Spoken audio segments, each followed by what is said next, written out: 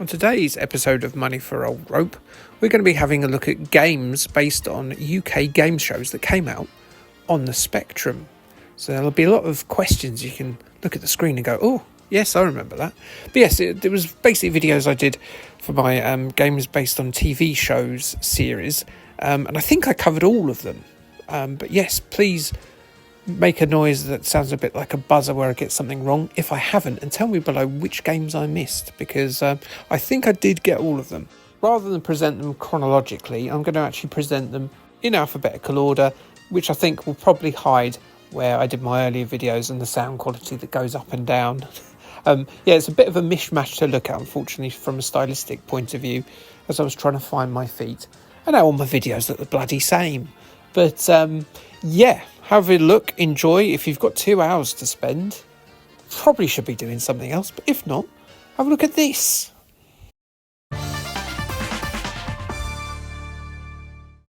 So what the hell is this question of sport thing about then?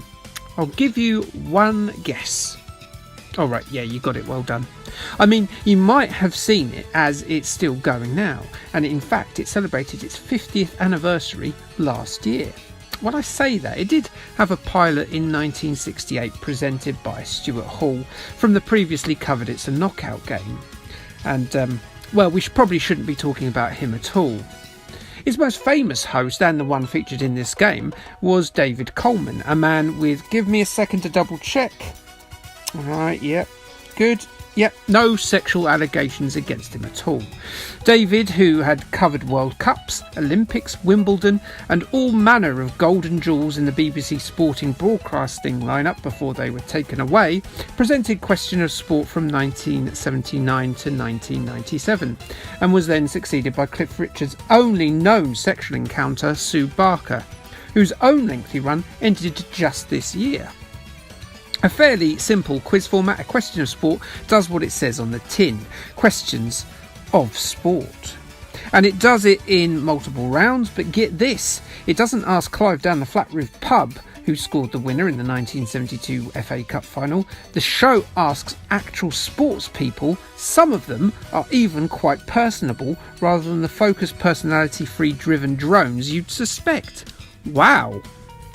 Elite acquired the licence in 1988 and set about porting the title to anything with a keyboard at all.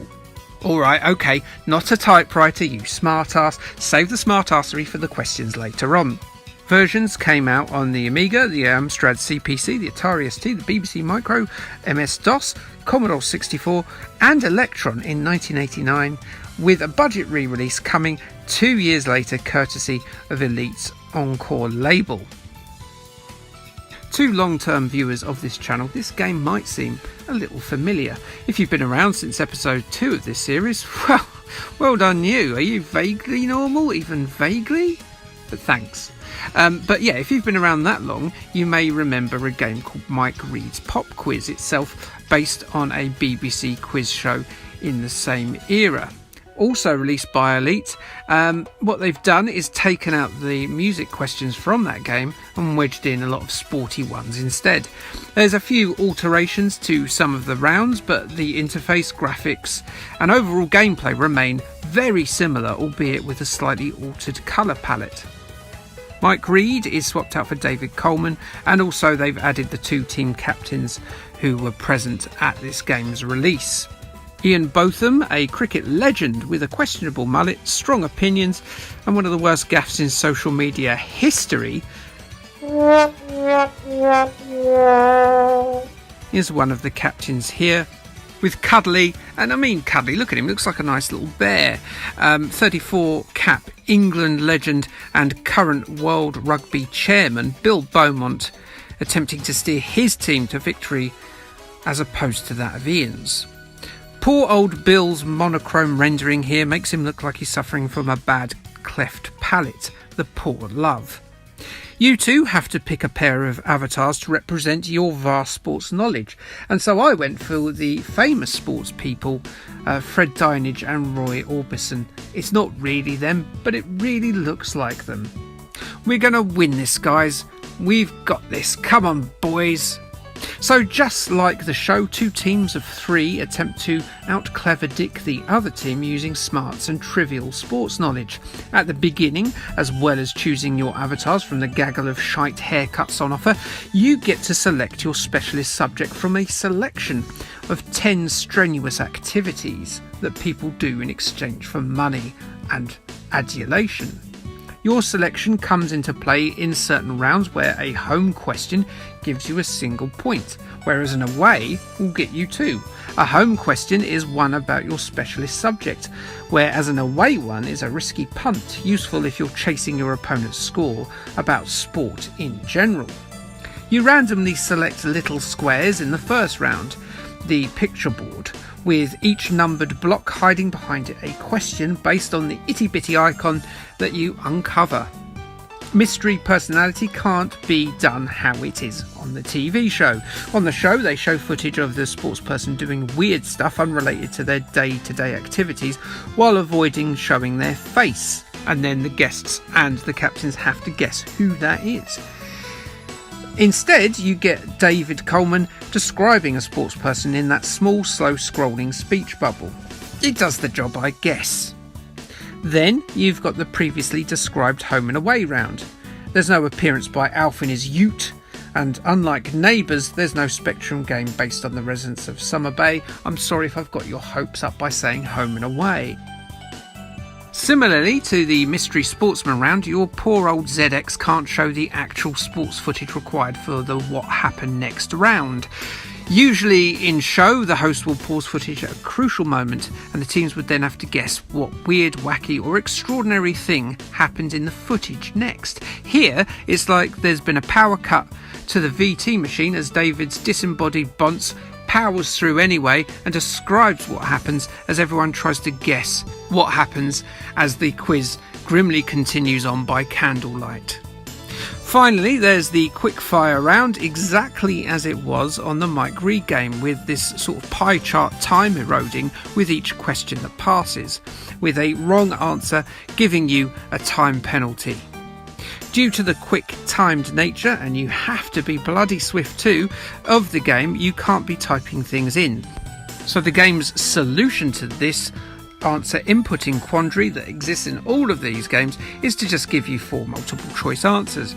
Get it wrong and the computer will dither around a bit and then takes a huge guess and then probably gets a point if it gets it right, but it doesn't look overly confident to me. That makes 2 of us. In terms of longevity, as with all these Spectrum quiz adaptations, it's directly linked to how many questions there are.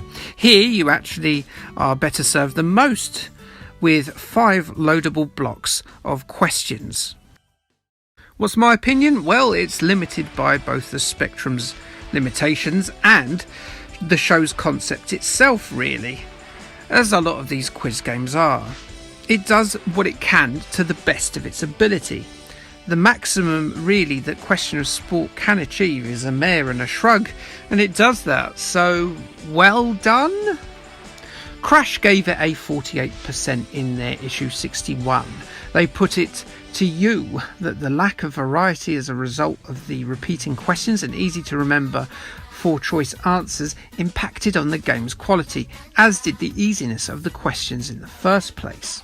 Your Sinclair thought it was slightly better than that in their issue 39. They said it accurately captures the concept but lacks the spirit of the real thing. A nice treat for sports fans though, a 7 out of 10 from them. Sinclair user waited for the encore budget release to stick their oar in. It was in issue 102 when they got round to reviewing it, and they said it was a good value, if slightly old, re-release sports quiz, and they gave it a 74%. Fair enough.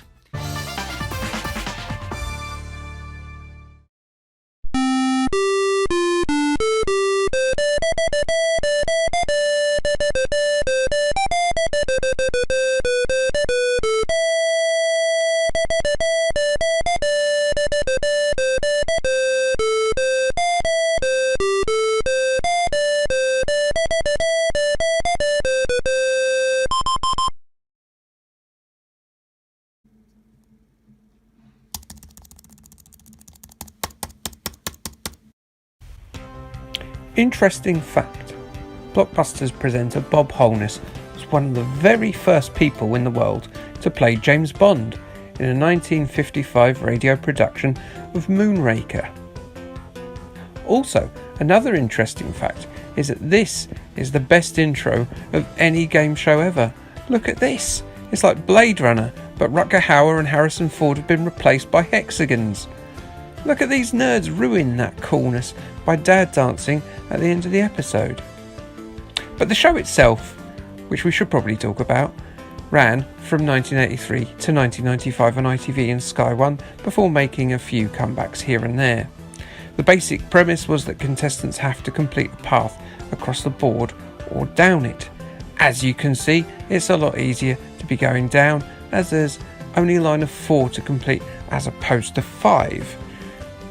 The rucker that is that you get to be in a team if you go across the board, which is brilliant because if you do terribly, you've got someone else to blame when it all goes wrong and your dreams are broken and you look like a dick on the telly. So what about the game? Well, I played Mike Reed's pop quiz in an early video and boy did I struggle with the questions centred around the pop charts of 1989 and before. I don't know a great deal about Baltimore's Tarzan Boy and nor should I. I do, however, know that animals are placed in quarantine and a trot is somewhere between a walk and a run, and that is why Maxen's 1984 release Blockbusters succeeds far better. It's one basic bitch. Did I say that right? How do you do, fellow kids? What? But it's great fun in 2 players. You each get a buzzer key and must be quick to blast that button with your finger to get your answer in. It even detects when you spell a word incorrectly and lets you have another go. It works in the same way as the TV programme where you have to complete a line of trivia questions to win, although it is missing the Gold Rush, which you get if you buy a special edition of the game. Bloody downloadable content. Even when it's non-downloadable and you have to go to the shop and buy it, that's even worse. There was actually a sequel that came a little bit later by a different production team that had Bob's lovely face in it. Look at his face.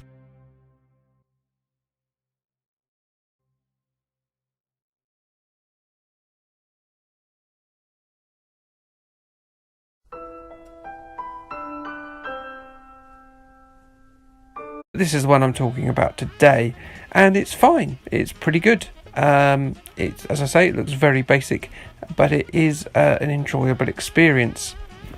Even today, it doesn't matter that it looks like horse shite.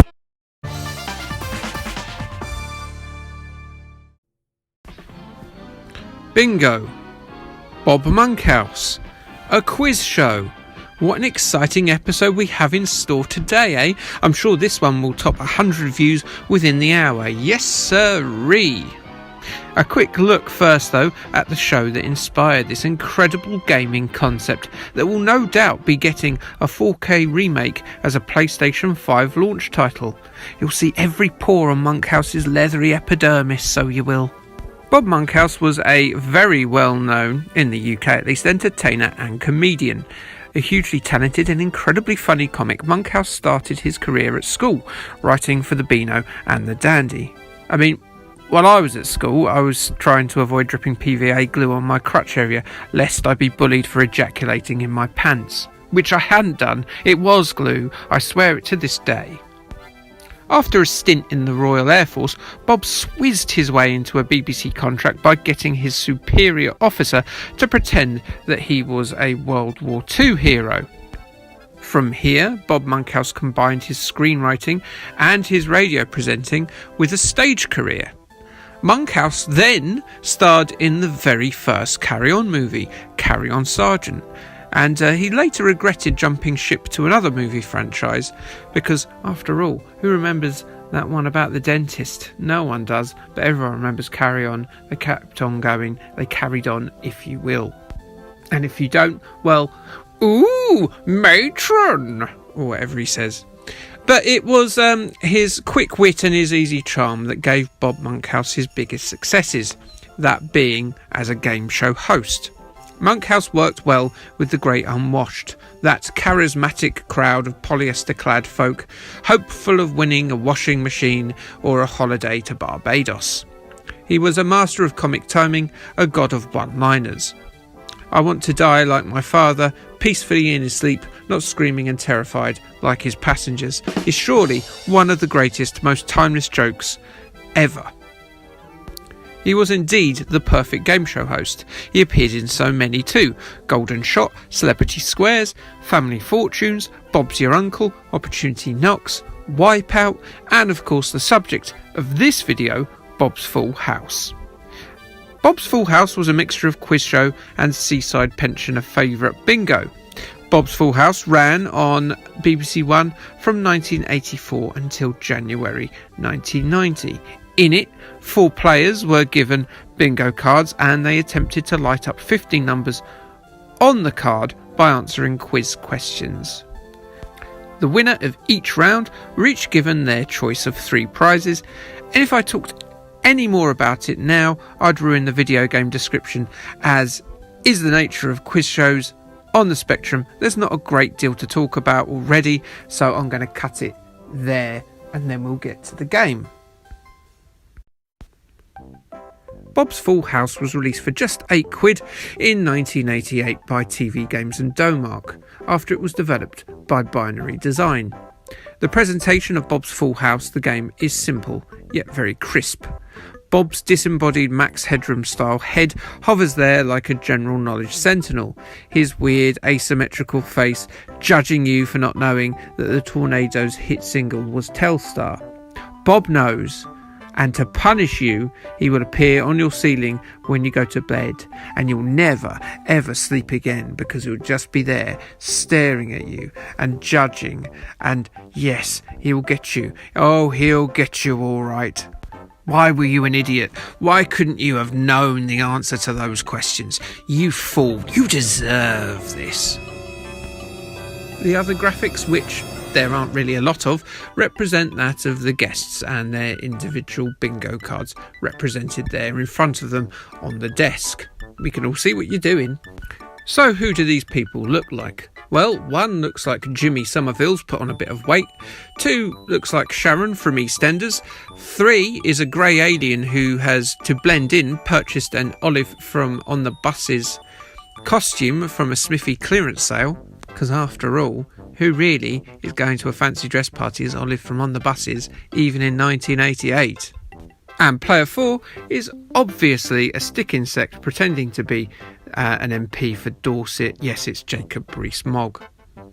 These characters are all fully playable, so there's no need to wait for Bob's Full House Championship Edition, or indeed any DLC for it, and they can be steered by 4 players at the same time for multiplayer larks. Each player is given a corner of the keyboard each as a buzzer key, and that works really well actually. When you hit the buzzer, you're given about 15 seconds to type in your answer. Spell it right, the Spectrum is an absolute spelling Nazi. And if you effed up, well, you are wallied, which is the harsh punishment floating monkhouse noggin doles out to simpletons like you. Fear not, it's not a soap-dropping punishment buggery moment or a month's isolation on the moon of Charon. You're merely just locked out of the next question. Wallying doesn't sound so bad now, does it?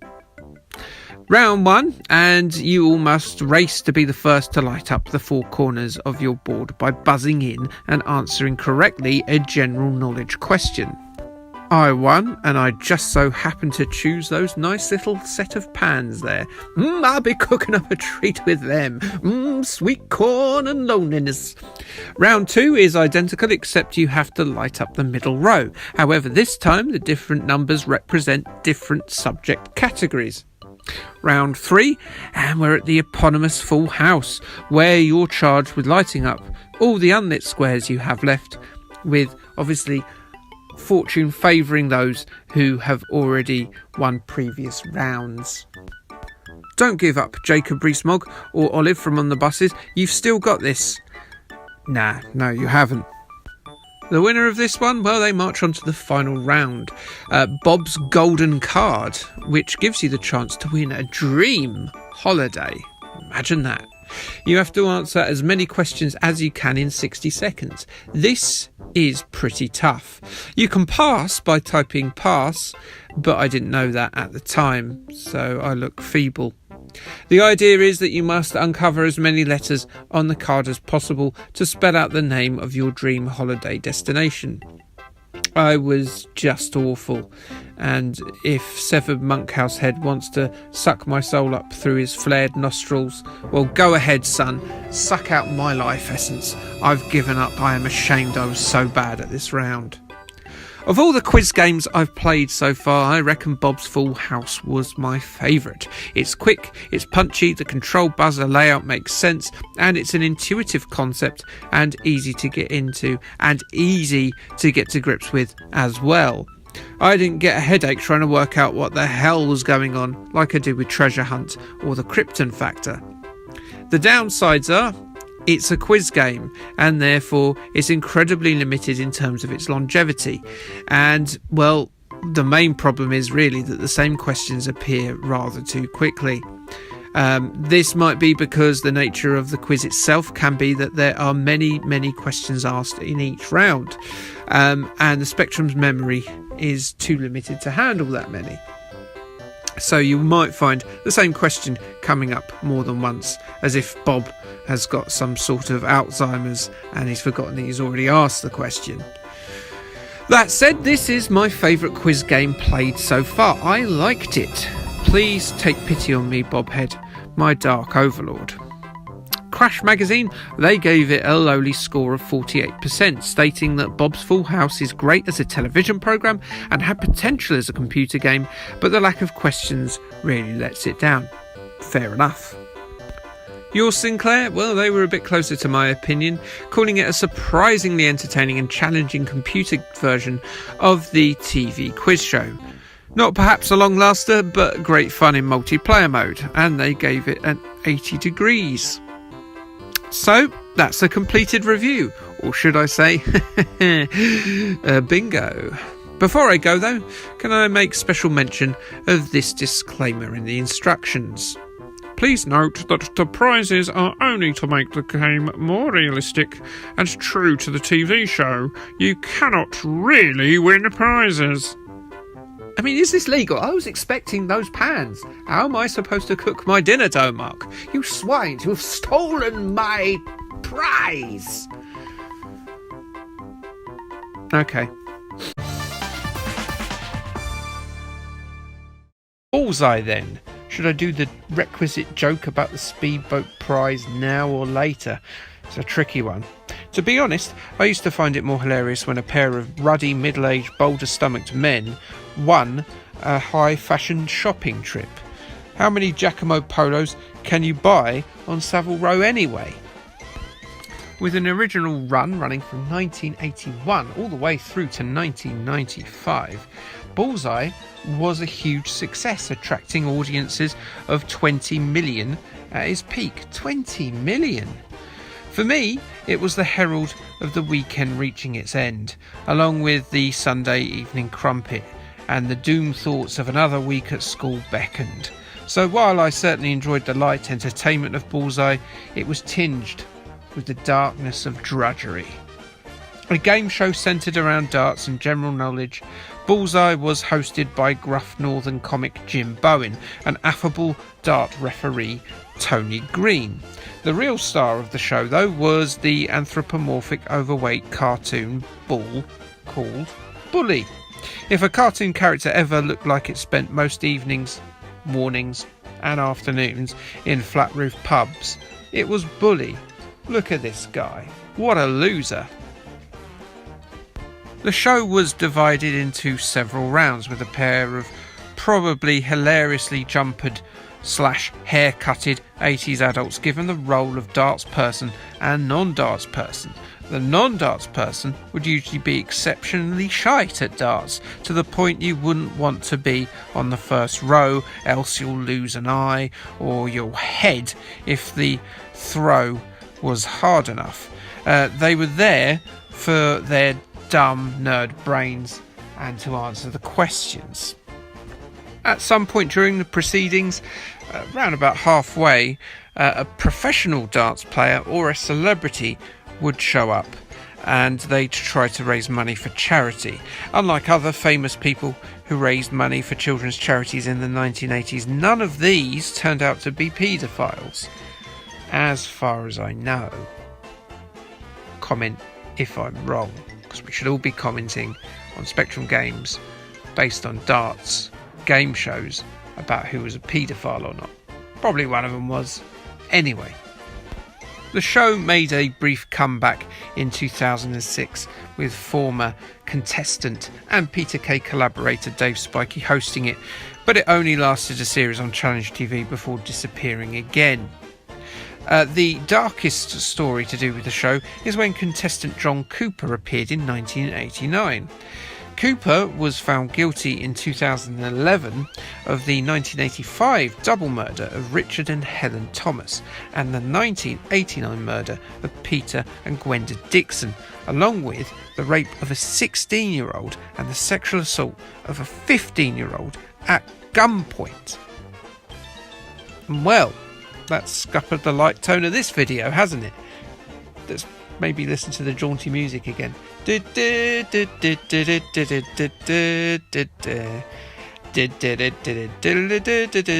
Rapist and a murderer. Right then, on to the two games, and let's start with the first one. Simply titled Bullseye.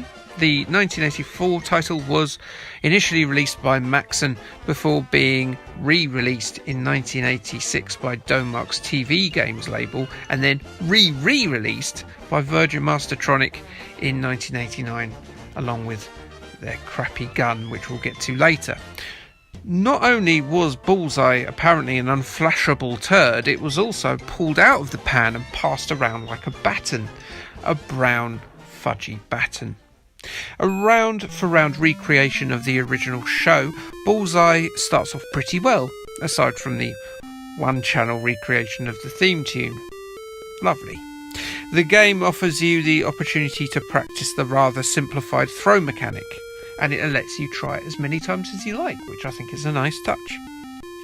You move the throwing hand with the left and the right arrow keys, and then you hold the up arrow key to build up the strength meter. Release it at the right time and your arrow will glide gracefully through the air to its intended target. Hopefully you're aiming for that triple 20 there. Botch it and it'll prang off one of the wires and you'll be belittled by Jim, Tony, Bully, your gran and the 1997 Chesterfield FA Cup semi-finalist team. It's okay for an early darts games controls, I suppose, reminiscent of the swing power bar you get in a golf game. It works fine.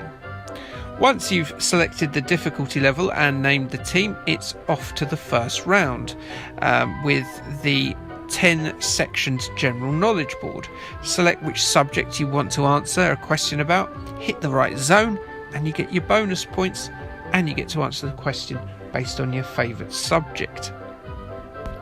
Miss it and you'll have to answer questions in a zone that the dart lands in, and you also miss out on the bonus points. And it's here where the game starts to fall down a lot. Due to the limitations of the 48K spectrum and the laziness of the programmers, you have to type in exactly the right answer in exactly the right manner that the programmers have put the answer in. For instance, in this round, the answer is Marilyn Monroe. The game wants you to type in Monroe, not Marilyn Monroe or Marilyn. But here, the game asks you which islands lie off the coast of Cornwall, which are the Isles of Scilly. But Scilly doesn't work, which is silly. I can only presume that they want Isles of Scilly. However, the space key is not active during this round. So I guess they want you to type in Isles of Scilly as one word.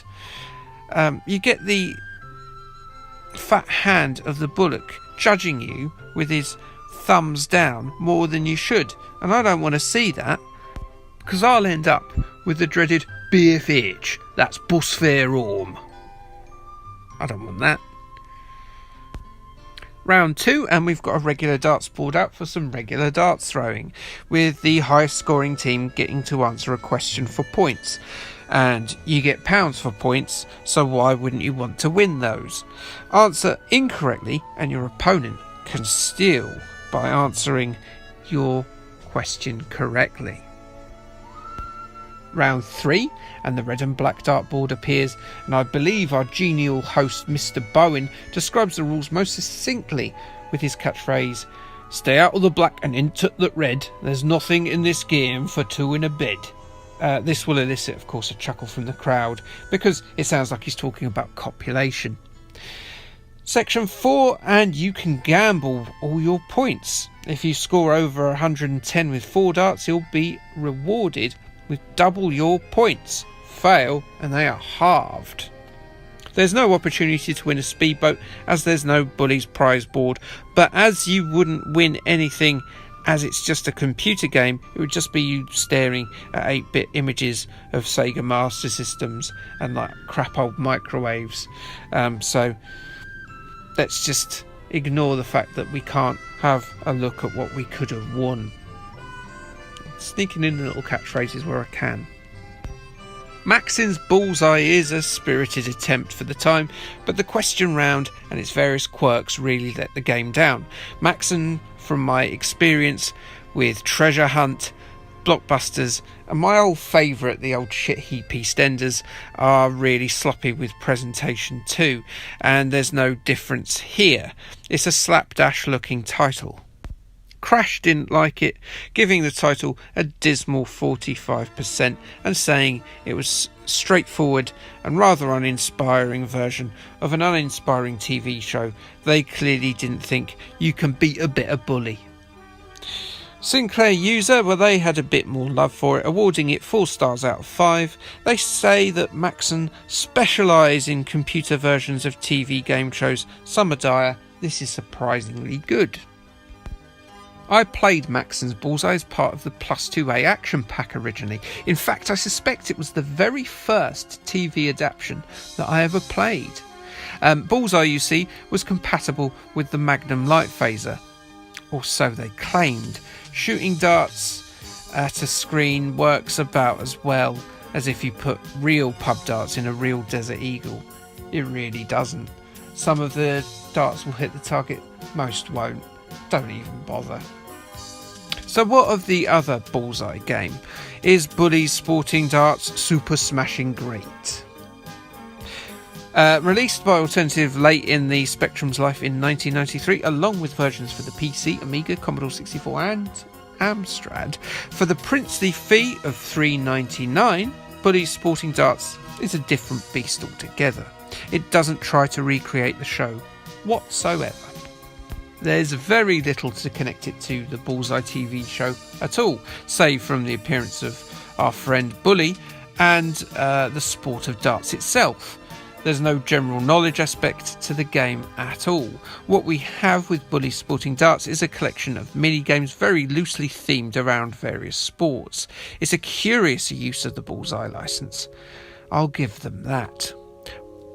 Aside from the usual 501 game of darts, the rule set that you see on the championship games on the television, there's pub favourite Around the Clock, and then there's the weird boards and rule sets. That's when they come in.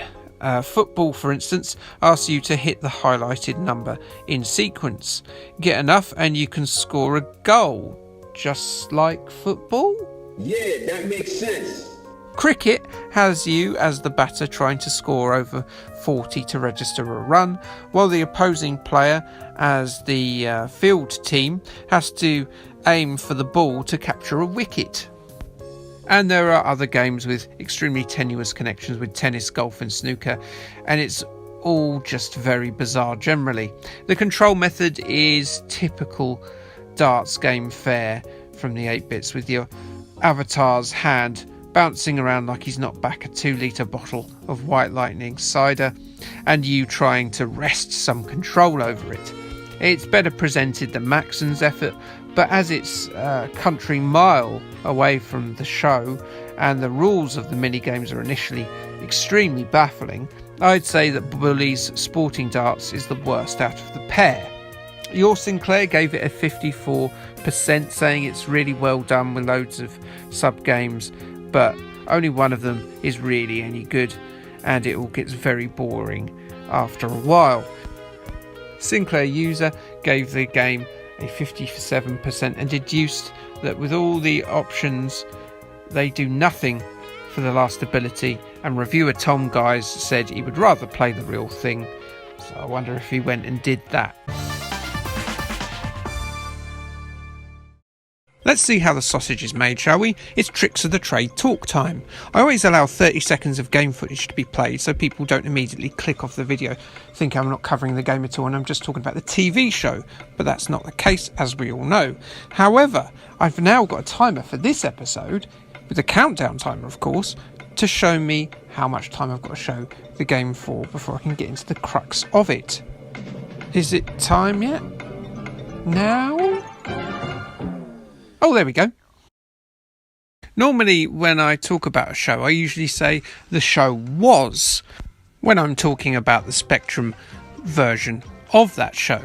But with Countdown, I can say that Countdown is, because Countdown is still going, with nearly 7,500 episodes in the bank.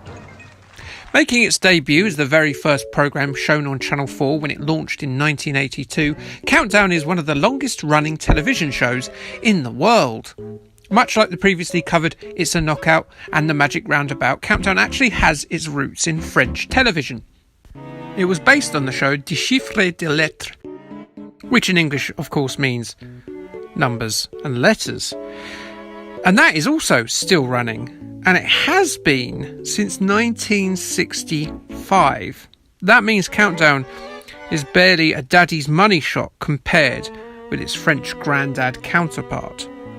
The show's format is this. It's a tea time 30-minute daily broadcast game show for smartasses and, of course, bored pensioners.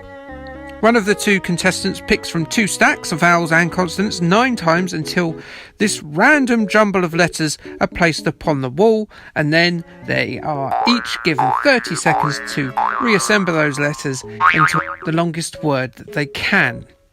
As long as they don't use names, proper nouns, hyphenated words and American spellings, they're as golden as gilded Golden Grahams. This repeats several times over the course of the episode, punctuated by maths rounds with a similar choose your fate selection format, lame attempts of humour by the main presenter that's usually greeted by, a low but polite audience chuckle, and then there is the uber smart workings out by the brainy beauties Susie Dent, Carol Vorderman and latterly Rachel Riley.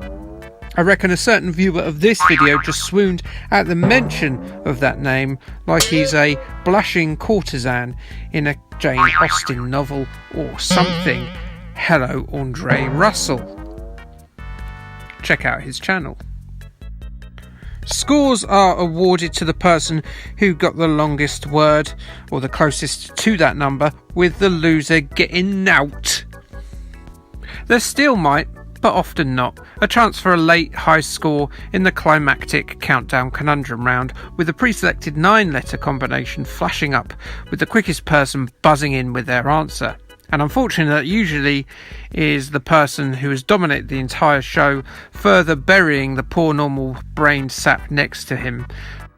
Just turn around and call him a nerd. What a bastard. On to the game of the computer variety, and well, if it isn't Maxon's Software, we meet again. However, this will be for the last time, as we've covered the Blockbusters Games, Treasure Hunt, Bullseye very recently, and yes, I have done a video on EastEnders, a contender for the worst video game on the ZX Spectrum, and that, along with this game, is their entire catalogue of games. They never did anything non-TV related. What a legacy! Released in 1985 for all the major UK formats of the time, that being the Spectrum, the Commodore 64, the Amstrad and the BBC Micro, Countdown is an accurate, if visually unimpressive, representation of the original. Don't go expecting the handsome visage of Richard Whiteley rendered in monochrome or any clunky pixelated portrait of Britain's favourite MILF, Carol Vorderman. No, you don't even get a representation of the famous clock, which doesn't seem overly difficult to replicate on a 48K. Countdown by Maxon is no nonsense. Grandad will not be getting engorged by a digital Vordum ass snaking around on his 48K, have no fear. It's a black screen, it's letters, it's squares, and it's numbers, and it's a timer bar, and that is all it is. It looks like a Maxon game, basic. Does it need more? No, it doesn't. But let's hope there are no corners cut elsewhere. Well, we will get back to that, I guess. Countdown is a two-player game, though I did find out you can play it one player by leaving the player 2 name blank, something I didn't actually realise while recording the footage. At least it says so according to the manual. After that, it's pretty much run in the same manner as the show itself, with each player taking it in turns to select the number of vowels and consonants in each anagram round for 3 turns, before the numbers round rocks up to make life miserable like a creepy uncle at a Christmas bash with his flies undone. That's usually me. A knowledge of old school Spectrum formulas is essential during the numbers round, as the asterisk key is your multiplication button, something that I did not know now, but I did know when I was 10, when I was pretending to my mum that this thing was genuinely for schoolwork, but long since consigned that knowledge to the useless information memory bin at the back of my skull. A pen and pad are handy here. As soon as the timer ends, you see, the numbers disappear, leaving you floundering. If you take too long, the computer will indignantly huff and about turn to your opponent for their answer instead, which is fair enough. Cheaty pants. This bit is definitely finicky, but really, I'm not sure what else Maxon could have done, barring maybe an on-screen calculator key setup, which might have been a bit more user-friendly, but that's not what Maxon is all about, really. For some reason, in the show, they called the computer that randomly selected a number Cecil, to give it a sort of hyper-advanced HAL-like kudos. All it does is display random numbers. Oh, the early 80s. You're so quaint. Back to the anagram round again, and I had better mention the game's rather pifflingly small dictionary. It will be a feature that those who played the Scrabble game included with the 48K 6-pack will only be too aware of. Countdown just doesn't know that many words, and when it's not sure, it will ask the hitherto unmentioned but bloody majestic sounding guardian of the dictionary if the word is valid. This implies that to play Countdown, you need 3 people. 2 to play the game itself, and 1 to sit there as bored as a slug on a ceramic plate, idly looking up swear words in the Collins Dictionary until called upon. After all this is done, we get the conundrum round, and the tallies are made, and it boots right back to the title screen and its beepy half-assed rendition of the signature music. All ready for you to have another go, if you so please. Oh, and there's no skill level option should you have found the first playthrough either too taxing or not taxing enough. It is a very Ron Seal does what it says on the tin game, for better or for worse. It is moderately fun, but it is also very flawed. There are just 2 reviews this time, once again showing wild swings in opinion, as was the fashion of the time. Crash said that they get very little entertainment from it, and even if you're a fan of the TV series, they doubted it would appeal very much to you. A lowly 33% from them. Your Sinclair gave credit to Maxon for not glamming it up, which is an interesting take. They said it had produced not just a good replica, but a good computer game. They then bestowed a golden garland of 8 out of 10 upon its scalp, which is a little bit lofty for my tastes. Slime appears to be back, and in a big way. A lot of toys once again feature the carpet worrying sludge, much like they did when the Masters of the Universe slime pit stared dead-eyed into your mum's soul with a knowing look of "you're gonna lose your rag" when that stuff pours straight over Mechanec's shoulders and onto your shag pile, missus. Toys' eyes can say a lot of things, that being one. Telly back then didn't help, be it Dave Benson Phillips or Noel Edmonds, or the show that this game is based on, Double Dare. All full of slime they were, all intent on covering a child or an adult with gunge. Double Dare was first and foremost a US show, debuting in 1986 and running until 1993 over there, with a pair of revivals coming in 2000 and 2018 respectively.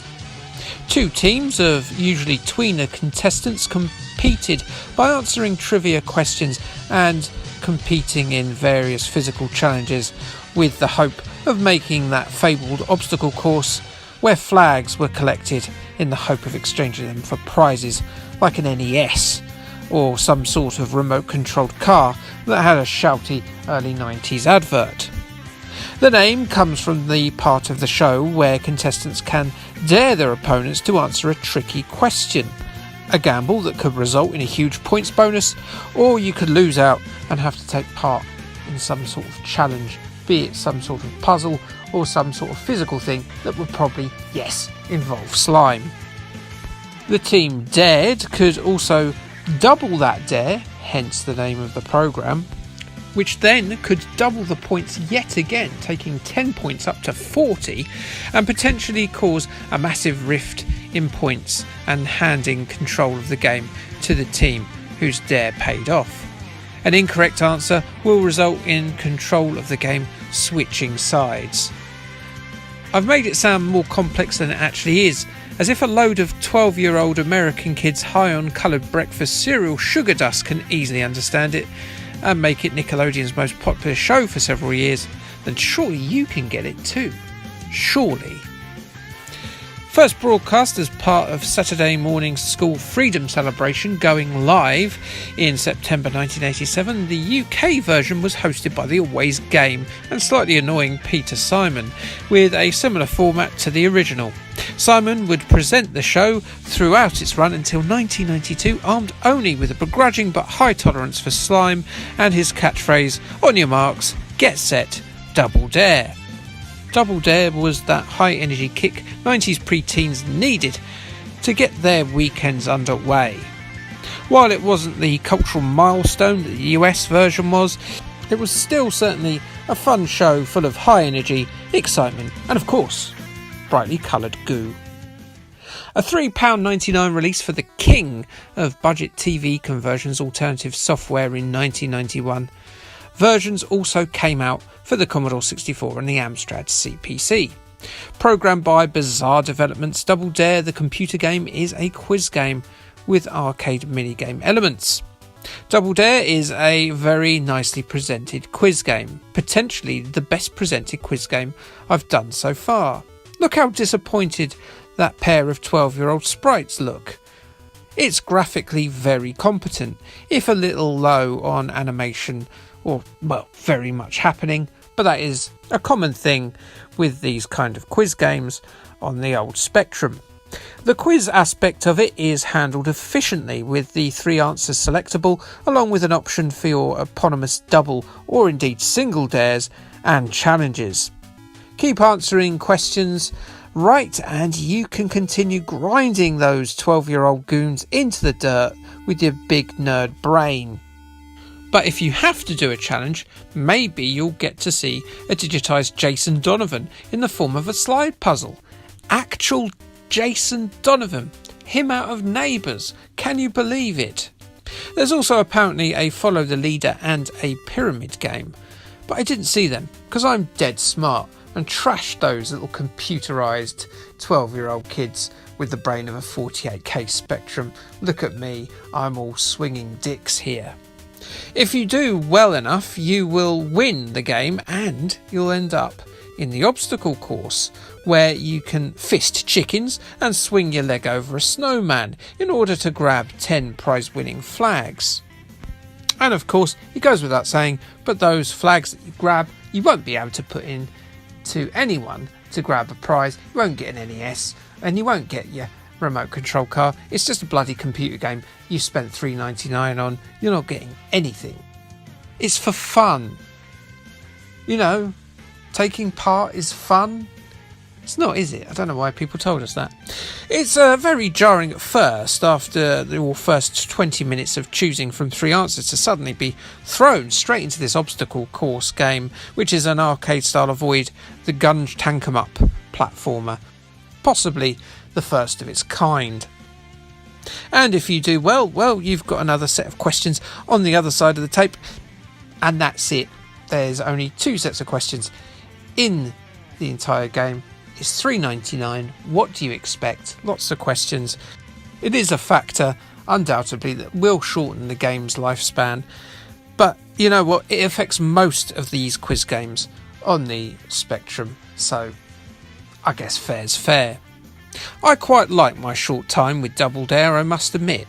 The questions aren't hugely difficult, although they are made a little bit harder dependent on your knowledge of sports people who were top of their field 30 years ago in a range of popular sports like football and less popular sports like rugby league. Sorry, rugby league fans. Issue 121 of Sinclair user called Double Dare, a faithful quiz show replica with some moderately difficult puzzles and an entertaining obstacle course to spice things up. A 64% from those fellows. Issue 75 of Your Sinclair awarded it 82%, stating that it was a brain-straining game with some cuddlesome twists. Crash, in their issue 97, said, along with their 68% review, that it was, as seen on TV, minus the gunge, worth a splash out.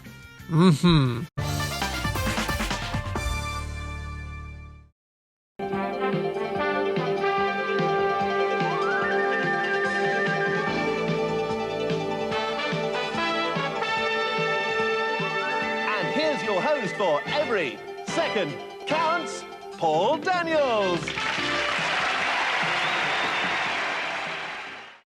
Programmed by the very dull-sounding Consult Consumer Systems for the imaginatively named TV Games publishing house. Boy oh boy, listen to those charismatic names. Anyway, Every Second Counts is based on the British version of an American game show, hosted in this country by late magician Paul Daniels, R.I.P. sir. If you exhumed his coffin though and opened it up, would loads of white doves come out? I kind of hope they would. I'm sorry, I retract that statement. I should be showing respect to one of the few 70s BBC stars who hasn't been accused of various wrong things. You know what I'm talking about. So rather than cover the rules as part of the TV show, let's cover them in the game, because this is going to be a very low content, shallow type of video game. Here it is. Look at him. Look at her. Look how 80s her hair is. She looks like Farrah Fawcett. Farrah Fawcett versus Paul Daniels. There's a battle that would top that proposed Justin Bieber-Tom Cruise match. The game consists of 3 couples who probably hate each other in real life. I'm just sort of projecting there, a little bit unfair perhaps, who compete to win seconds, not points. The player with the most seconds at the end wins, and the seconds they've accrued are what they have to answer the questions in the final round to win glorious 80s prizes. Yay, prizes! And we get to win nothing, of course, nothing, because it's the fruitless life of a retro Spectrum Games player.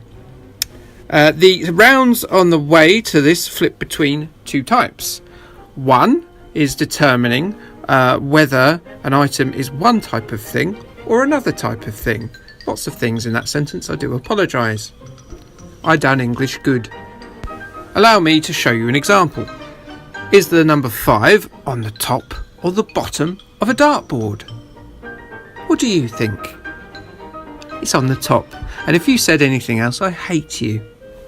Not really, I don't really have much of an affinity for darts. The other round relies on you typing in the right answer. You get 10 shots at it, get it right first time, and you get 10 precious seconds.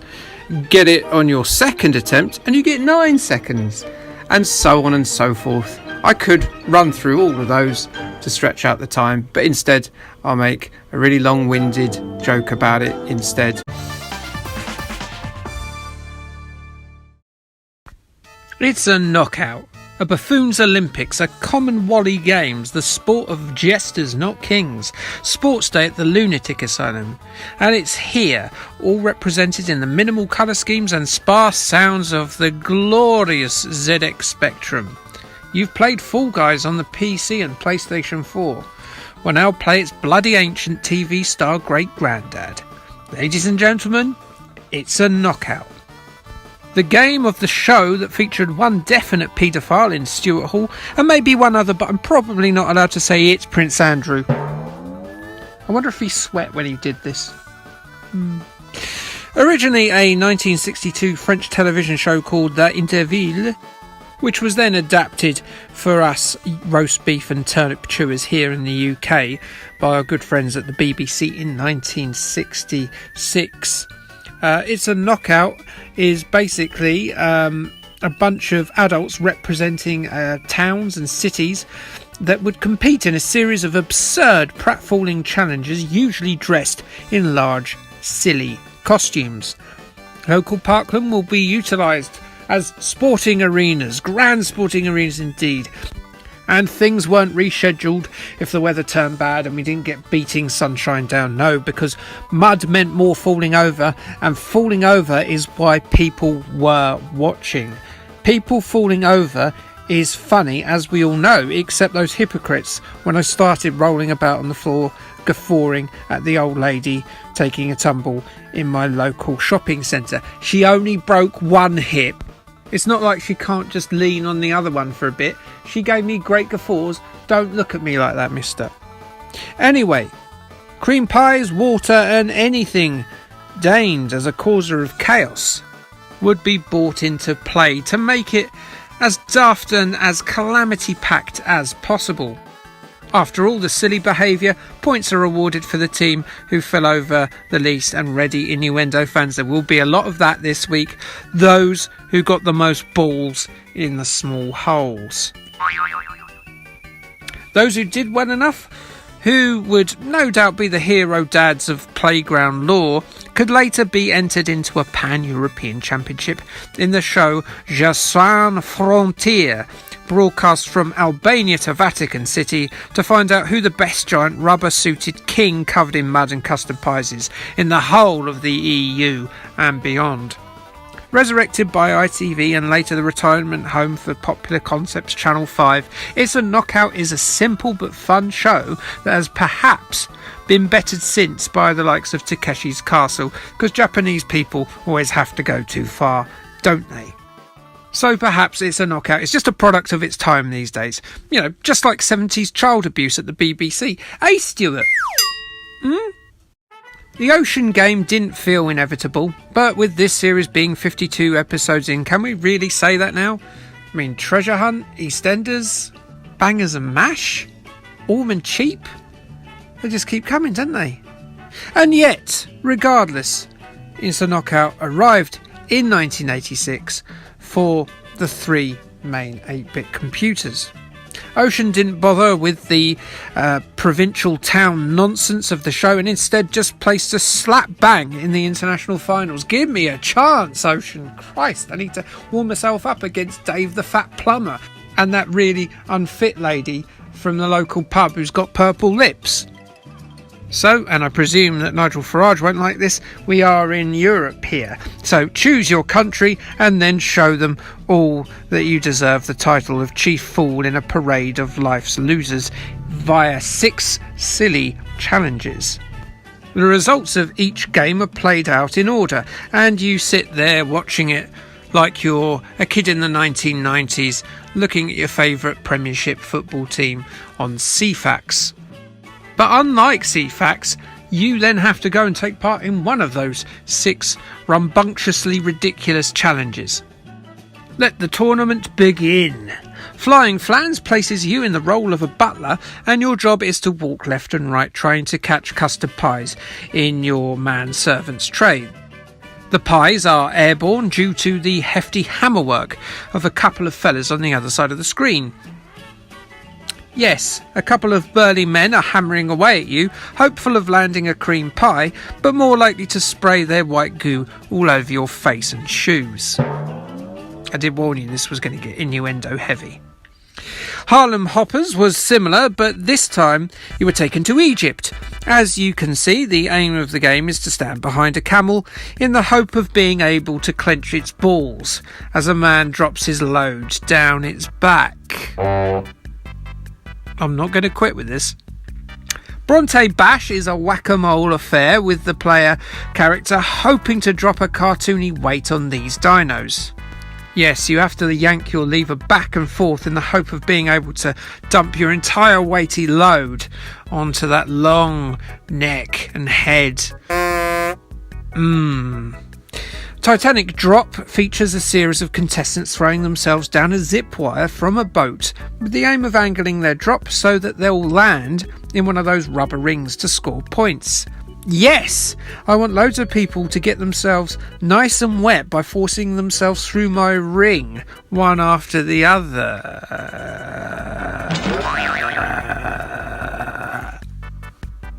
Diet of Worms has you and a pal dressed as avians collecting worms and then putting them in the baskets in the corner of the screen. Yes, there's nothing more I like than watching a couple of birds running around gobbling up a succession of thrashing worms, one after the other, and then emptying their mouths into a trough when they're done. Ooh. Obstacle Race is a Daley Thompson or track and field style game where you must get further than your opponents over water traps and walls. Yes, you must waggle your joystick as quickly as possible in order to finish swifter than a sweaty European man who is determined to evade the large balls and wet patches that might prevent him from reaching his climax before you. Okay, I think I'm done now. Is that enough innuendo? Probably. These are the games on offer, and they're as light as you'd expect. You'll see them all in your first playthrough, and you'll see all they have to offer in that same first playthrough. The keys are designed for 2 players. For 2 players, that is, to be cramped around the keyboard, in case your household is too poor to afford a Kempston interface or a Competition Pro, and they're absolutely lousy if you're a friendless curmudgeon like yours truly. Non-customisable, of course. Graphically, it's adequate. It's one of the most adequate Spectrum games of the Sinclair's midlife. So overall, its a knockout is a bit meh. There's just not much to it, I'm afraid. CMVG gave it a dismal 3 out of 10. They say that it's a knockout should have been a budget release. Come on, Ocean, you're better than this. Crash equally found it quite abhorrent. I'd keep well away from this if I was you, says reviewer Ben. Nobody deserves to waste their money on dross like this. Christ O'Reilly, get off the fence, Ben. A lowly 39% for It's a Knockout from Crash. Sinclair user gave the game a 2 stars out of 5 with these sentiments. 6 games in one. 5 of the games are absolutely dreadful. One of them, Bronte Bash, is not too bad. Therefore, I doubt if the whole thing's worth it. Your Sinclair gave it a 4 out of 10, saying that it suffers mainly from cramming too many games into the computer's memory. Each one has a paltry 8K to be stupid in. This is as much use as a chocolate teapot. I think a chocolate teapot is quite useful, actually, because you can eat it. And, well, that is it's a knockout. That is a review done. It's on the board. We can move on with our lives. And it's not very good. It's not a knockout. And never mind it's a knockout. Andrew and Stuart shouldn't have got their cock out. I tried to make that rhyme. It's a bit of a weak ending. I'll give you that. Your question now is, have I made a mistake? And it could be for one of two reasons. One, why is it Kickstart 2 and not Kickstart 1 and 2, or just Kickstart 1? Why am I covering the second? Well, the first one never came out on the ZX Spectrum. And your other question is, why is it spelt like that? And that's because this isn't an official TV license, and I shouldn't even really be covering it. They didn't miss off the C. Not everyone who works for Mastertronic is dyslexic and made a real big balls up. They were just trying to avoid the low-flying legal eagles of the BBC's copyright abuse department, because they wanted to sneak out this game and hope everyone just thought it was a game based on Kickstart. Kickstart originally aired in August 1979 and ran for about the average lifespan of a dog, ending in 1992, which clearly means that there were dogs that were watching Kickstart for their entire lives and must have wished they could go down a steep hill on a motorbike. Also, I'm really sorry about making you think of dying dogs. The now disgraced Dave Lee Travis presented the original run up to 1980, but he was replaced by Blue Peter presenter Peter Purves, who, unlike what his name sounds like, had zero convictions of sexual assault, unlike the other guy who didn't give us a clue in his name. For the uninitiated who didn't get to experience the most hummable theme tune in the history of the small screen, I'm sorry. You also missed a whole slew of motorcycles very slowly inching their way down hills, a bit like an 80-year-old lady braving the tundra to get her copy of the Daily Express in mid-January. They also did little funny hops on the motorbikes too, sort of like a pair of sentient testicles competing in a sports day hacky sack race. Have I chosen testicles? I don't know. Still Peter Purves on my mind, I guess. It was all against the clock, and penalties were handed out for putting one's tootsies on the floor or knocking things over, because someone obviously had to come and tidy that up before the next urchin came along on their dirt bike and knocked them over as well. You can't let people get away with that kind of stuff, and so they deserve to lose. After Mastertronic found success with the first inspired by Kickstart on the Commodore 64 and Atari, they finally let us Spectrum gamers have a go, along with Amstrad and Amiga owners too, 2 years after the initial release in 1987.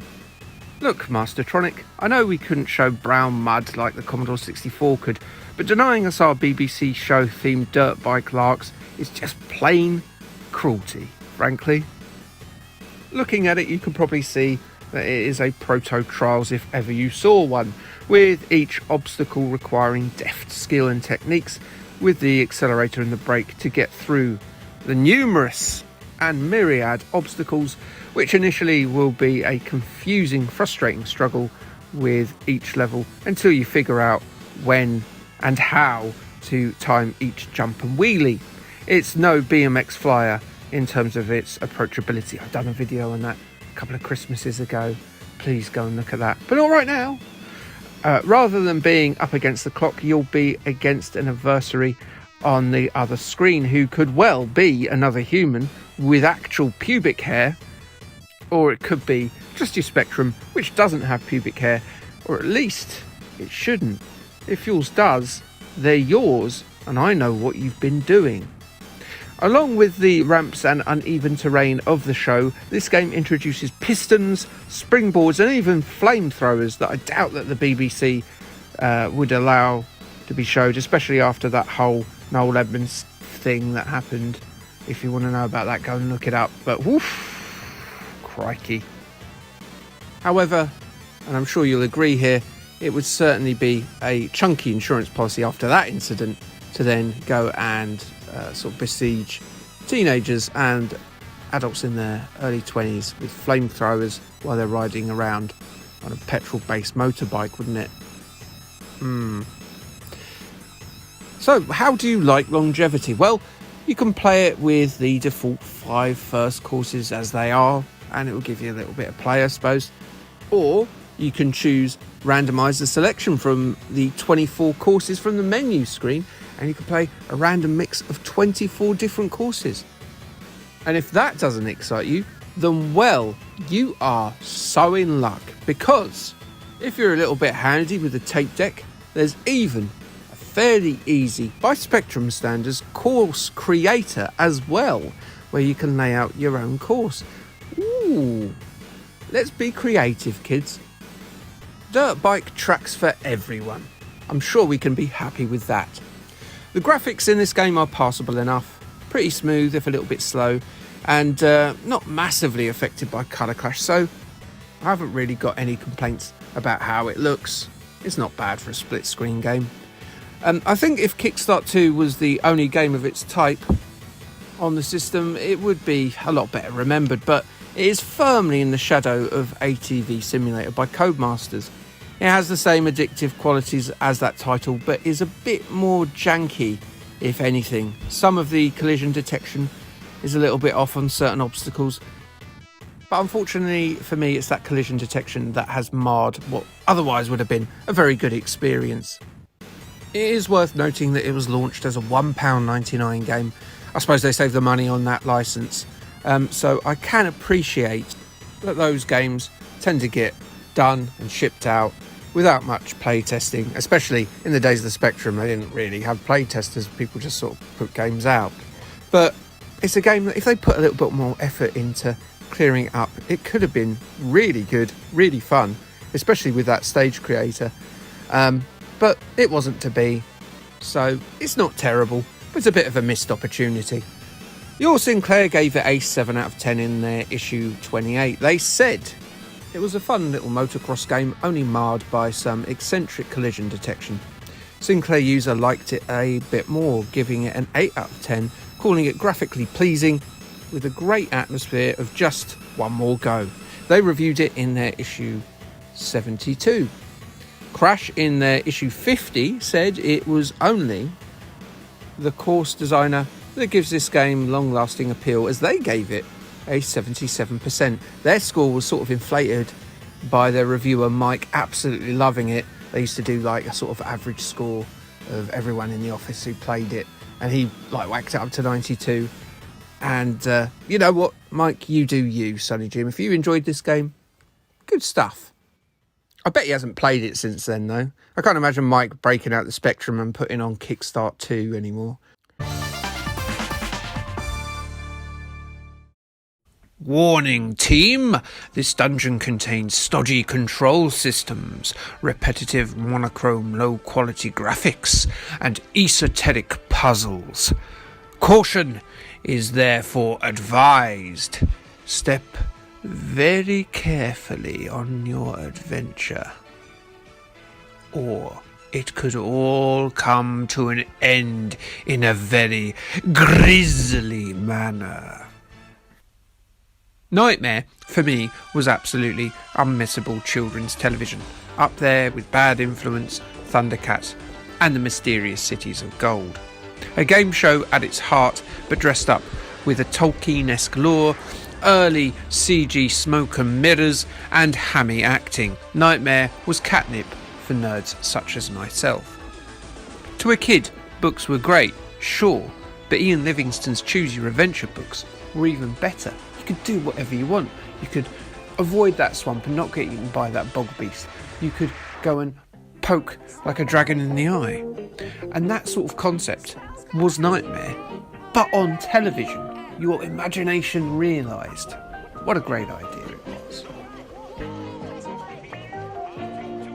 Shown on CITV from September 1987, over 8 series until its eventual demise in 1994, Knightmare was an innovative, unmissable slice of wonder in game show form. Do I religiously rush home to watch The Chase, or Pointless, or Who Wants to Be a Billionaire? No, I do not. And my opinion in life is unanimous and stuff. and so everyone thinks the way I do, but trust me, Knightmare is the most unmissable game show television of all time. The format was 4 lucky bastard children who weren't me would appear in Traegar's sanctum, and one would have to put a pudding bowl with horns on it on his noggin, and then he'd be thrown into a huge green screen warehouse that would be overlaid with CG for our eyes, while his crap tracksuit and shell-suited mates would steer him about and hopefully not walk him off of a cliff or into the tit of an actress dressed as a witch. What fabulous television that is.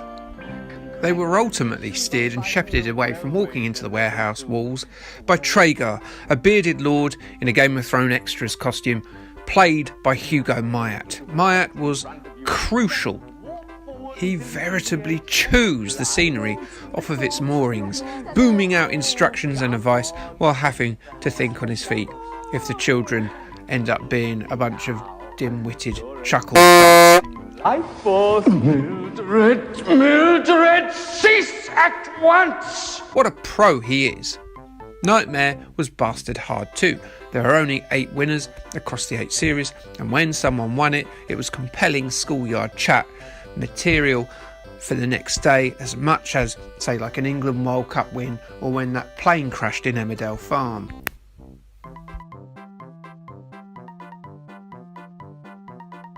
Despite the main character eating by putting food into a satchel rather than his mouth, Knightmare is thought well of by nerds of a certain age, and it nearly made a comeback in 2004, along with host Hugo Myatt, for a show called Knightmare VR, which unfortunately, after an unsuccessful pilot, was ultimately shelved.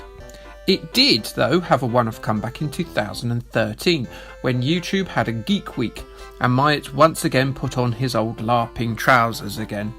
Instead of children, the contestants were YouTube creators, including one Stuart Ashens.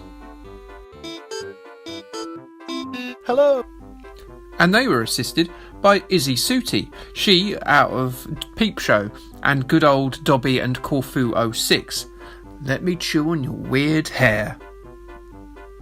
It has also made a comeback recently of sorts as a travelling show where members of the audience can indeed enjoy a bit of being in Knightmare, although Hugo Myatt isn't Traegar in this, so what's the point?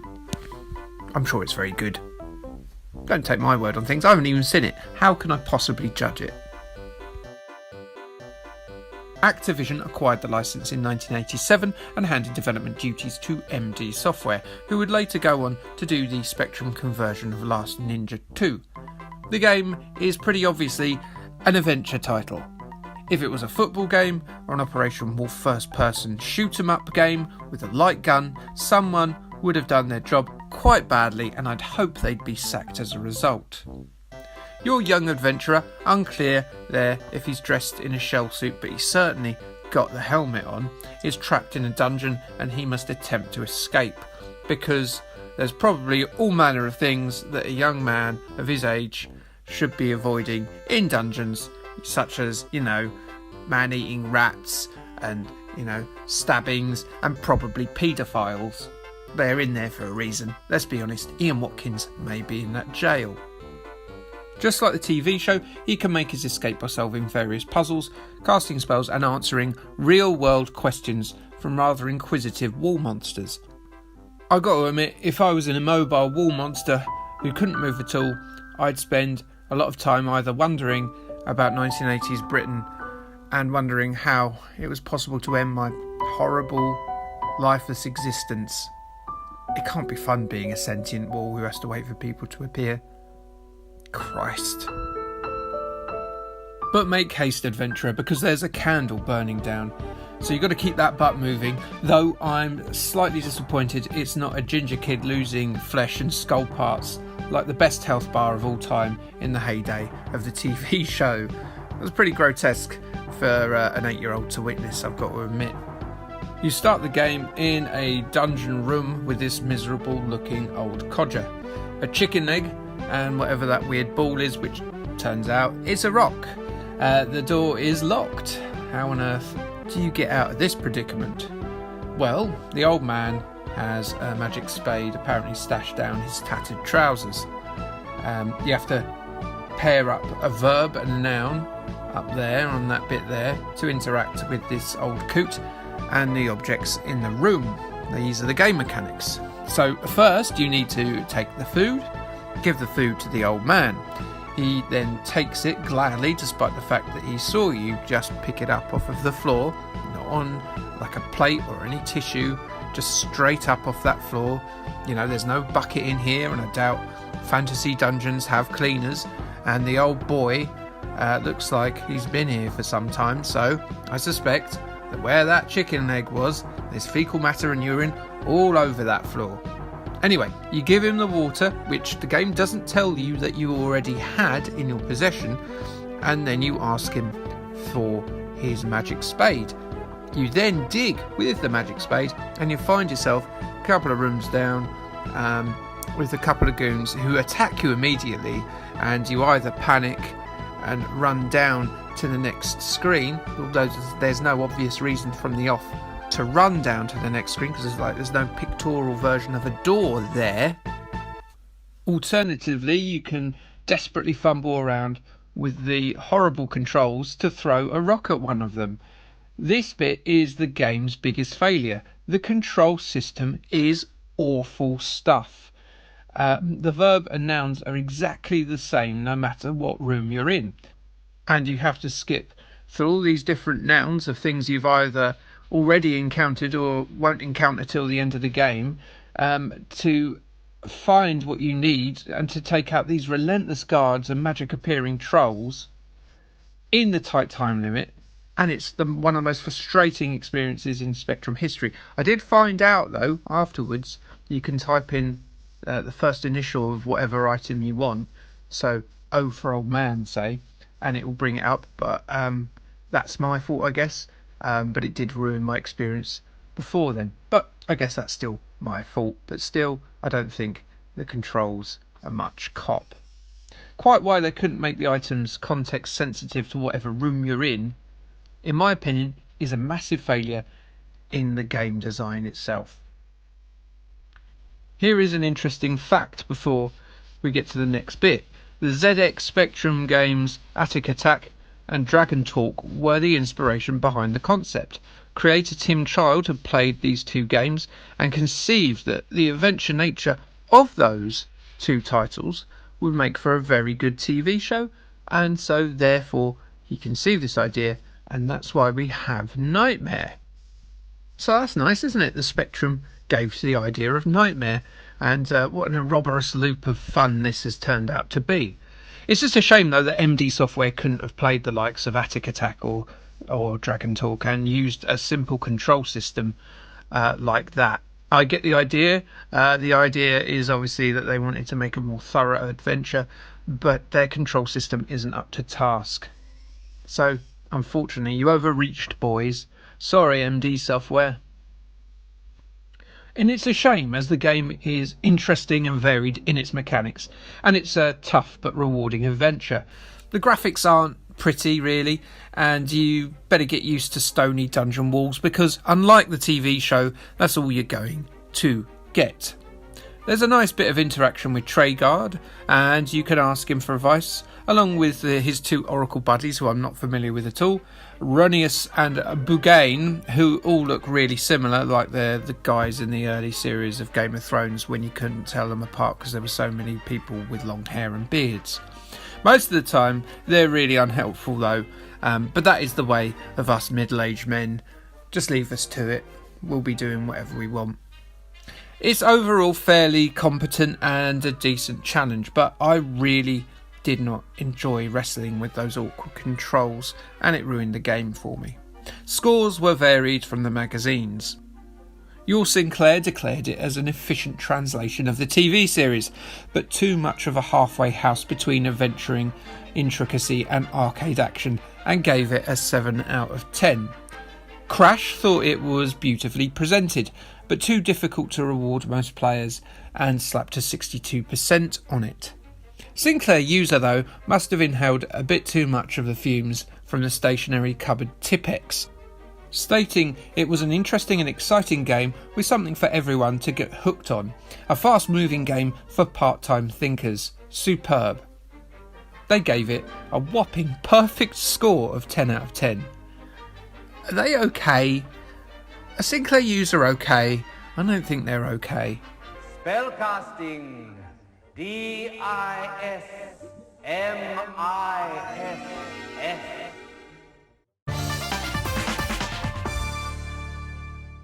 So the Krypton Factor was a sort of prototype version of the Philip Schofield presented Cube on ITV, with a light dusting of something like Ninja Warrior to taste. It was presented by 80s generic presenter man with that hairstyle that they all had back then, and not to mention all-round nice guy Gordon Burns. Contestants were charged with a number of rounds that tested both their minds and their physicality to the limit. Both confusion and physical pain contorted the contestants' faces until someone won, and then they could go home. The others were killed. Possibly. But I may be over-exaggerating how dystopian Thatcher's Britain was. A little bit. The Spectrum game actually does an impressive job of replicating the mental and physical torment of your average Krypton Factor contestant. After hilariously editing the contestants' names, ages, hometowns and occupations, you're thrown to the difficulty wolves. The first round, where you have to correctly repeat the sequence, is actually pretty tough, but then I am very much an easily distracted blobfish type of games player. Being this easily distracted blobfish type of games player makes the game's next round even tougher. You're supposed to read the text while looking at the little screenshot. Then the whole thing plays again with some minor differences which you need to find. I would imagine the version of this in the show would possibly have had an audio track instead of the text, and that's an issue. It's one thing to divide your attention between your ears and your eyes, but trying to operate your eyes separately hasn't been possible since Marty Feldman died. To make it worse, one of the stories seems to be about a man shagging his dog. If you've ever hung out with someone who's admitted to doing that, you know how hard it is to concentrate on anything else that they tell you. You then have to type in the differences in the text and then select the differences in the picture. You're reliant on knowing the exact phrase that the Spectrum wants you to type and make sure that the spelling is right also. It's a bastard. This is the most bastard hard thing I've ever played. Then there is this physical challenge, which I'm pretty sure is one of those sex chairs on those Pornhub videos that I've heard about. Definitely only heard about them. And just like Pornhub, it's absolute punishment on the wrist, as you have to alternate between pressing up and down and left and right. There's other games too, like this confusing assault course, and overall I've got to say this is a very ambitious, if very flawed and bastard hard multiplayer title, of which there's not too many of on the old Spectrum. It's not so bad if you really hate yourself. I do, so I think the Krypton Factor is pretty great. Coming up later on BBC One, Esther Ranson talks about her favourite penis-shaped vegetables on That's Life. But first, Mastermind. Which YouTube video about a Spectrum game based around a TV show is going to be quite short due to the lack of content in the game itself, a lack of coverage in games magazines, and is based on a TV show that has a concept that can be explained in a sentence much shorter than this one? This one? Correct. How soon will there be a terrible hackneyed I've started so I'll finish joke? Now? Correct. Well done, Jay's Manchild. You have scored the chance to review a game based on Mastermind on the ZX Spectrum. Yeah, I'd rather not. But okay. BBC quiz show Mastermind started in 1972 and has been running ever since. It's inarguable that in terms of iconography, Mastermind is the most famous and identifiable of all of British quiz shows, and yes, I'm including chain letters there. The intimidating atmosphere with the starkly dark lighting, the uncomfortable looking computer chair, the constant stream of challenging questions fired one after the other, and its intimidating theme music were actually designed by creator Bill Wright to mirror his own harrowing experiences of being interrogated by the Gestapo during those horrendous times of World War II. Yes, torture turned into entertainment. Who says you can't get positive things out of terrible things? Incidentally, the famous music was a piece by composer Neil Richardson called The Approaching Menace, which is a name that can be attributed to any number of single alone men in the local park when I was younger. 4 to 6 contestants, depending on the series, compete over 2 rounds, the first one being based on a specialist subject. The specialist subject is something that the contestant chooses themselves, and questions can range from anything from Ipswich Town's under-21 team in 1997 to 1998 season, or even the Michelin star winning Greasy Spoon Cafes of Burundi, whereas the second round is the far more palatable and less exclusive general knowledge round, which I say is less exclusive, but it's actually full of questions that most of us will struggle to answer, and it's probably best that we all just watch Family Fortunes instead, you know, the celebrity one, the all-star one, so we feel a bit less inadequate instead. Originally presented for its initial 25-year run by stoic and brilliantly named Icelander Magnus Magnusson, Mastermind is the very definition of a British television institution, and much like others of a similar nature, such as Blue Peter, I don't know anyone that regularly admitted to watching it. It did have some kick-ass parodies thanks to Harry Enfield and, of course, the very famous Two Ronnies sketch, though. Mirrorsoft, the company that were eventually to be owned by yacht faller offerer Robert Maxwell, published BBC Mastermind and its sister software, BBC Mastermind Quizmaster, in 1984. They were programmed by Ivan Berg in BASIC, and BBC Mastermind is a fair to accurate representation of the quiz itself. It has 2 rounds, one for specialist subjects and one for general knowledge. Along with the software's age making a lot of the game's pop culture questions quite difficult, the game doesn't skimp on the tricky nature of its questions based on art, science, history or literature in the general knowledge round either. Ivan Berg has definitely not shortchanged us with the difficulty of the game's questions, and as such he should be commended for not cheapening the experience by making easier questions for the game. Unfortunately, what he hasn't done is provided very many of them. If you select general knowledge as your specialist subject, you may well have to load up the exact same set of questions in your actual general knowledge round, which I suppose at least makes the game easier for thickos like me. Yes, in terms of the base Mastermind cassette, there is very little in the way of questions on its short data packs that come later on in the cassette. How does it handle the specialist subject round? Well, about as well as expected for an early 80s basic quiz game.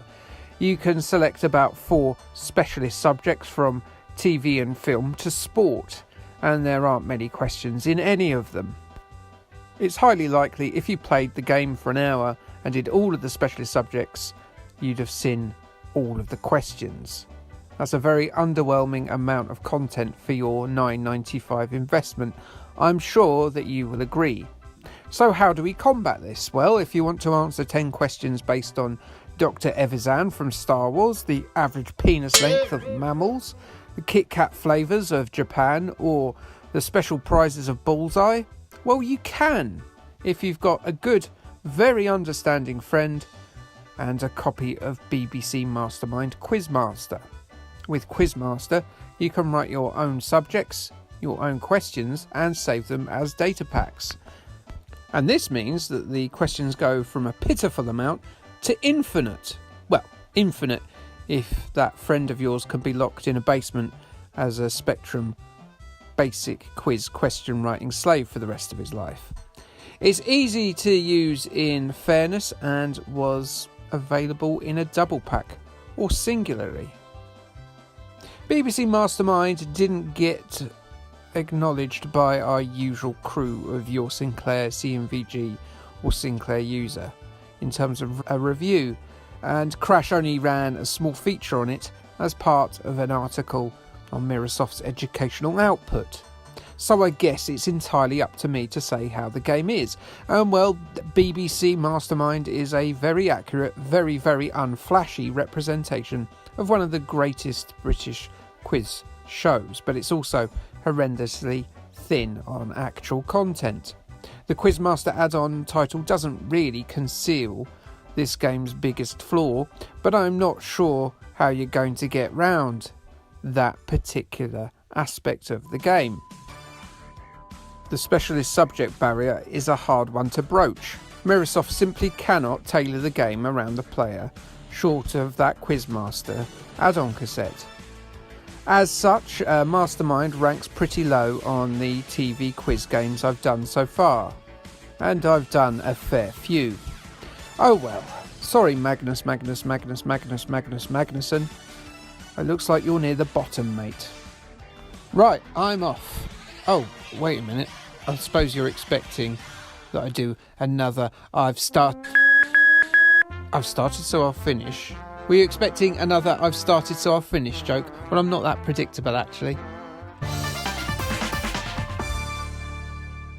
There's little doubt about it. Bruce Forsyth was a beloved entertainer. He could sing, he could dance, he could give you the full gamut of mother-in-law jokes, beloved of eye-rolling 70s men with a distaste for their pushy matriarchal figures in their lives. And, what's more, he's dead now. So he does none of those things I've just mentioned. It's probably a good thing that he's no longer employed by game shows, because it would be scary to have a corpse on the floor. He'd be well past his best if, instead of rolling out catchphrases like, "You don't get nothing for two in a bed, not in this game," or "Nice to see you nice," and instead he just lay there with perhaps an eye rolling off in his nice grey suit as he just sits there surrounded by maggots and flies. Anyway, this is the Spectrum game of Play Your Cards Right.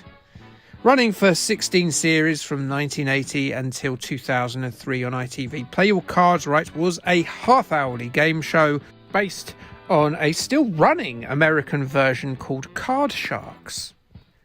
In Play Your Cards Right, two couples wander in with their bad facial hair and even worse 80s haircuts and answer questions. Not proper questions like what's the capital of the Central African Republic or how many goals did Emil Heskey score for Leicester and Liverpool. No, they're survey questions. Things like how many husbands out of 100 like to finger up the bum during sex, or how many times has the wife emptied the family dog into her mouth, or something like that. The person closest in their estimation to the idiocy of the British public of 35 years ago, well, that smart aleck gets control of the board and can then command Forsyth's floozies to manoeuvre giant cards about on a big wall. These are very big cards indeed. I wonder if they're made by the same people that make the giant cheques for charities. The couple that takes control have to yell higher or lower as the braying crowd feverishly shout for giant cards to be flipped over.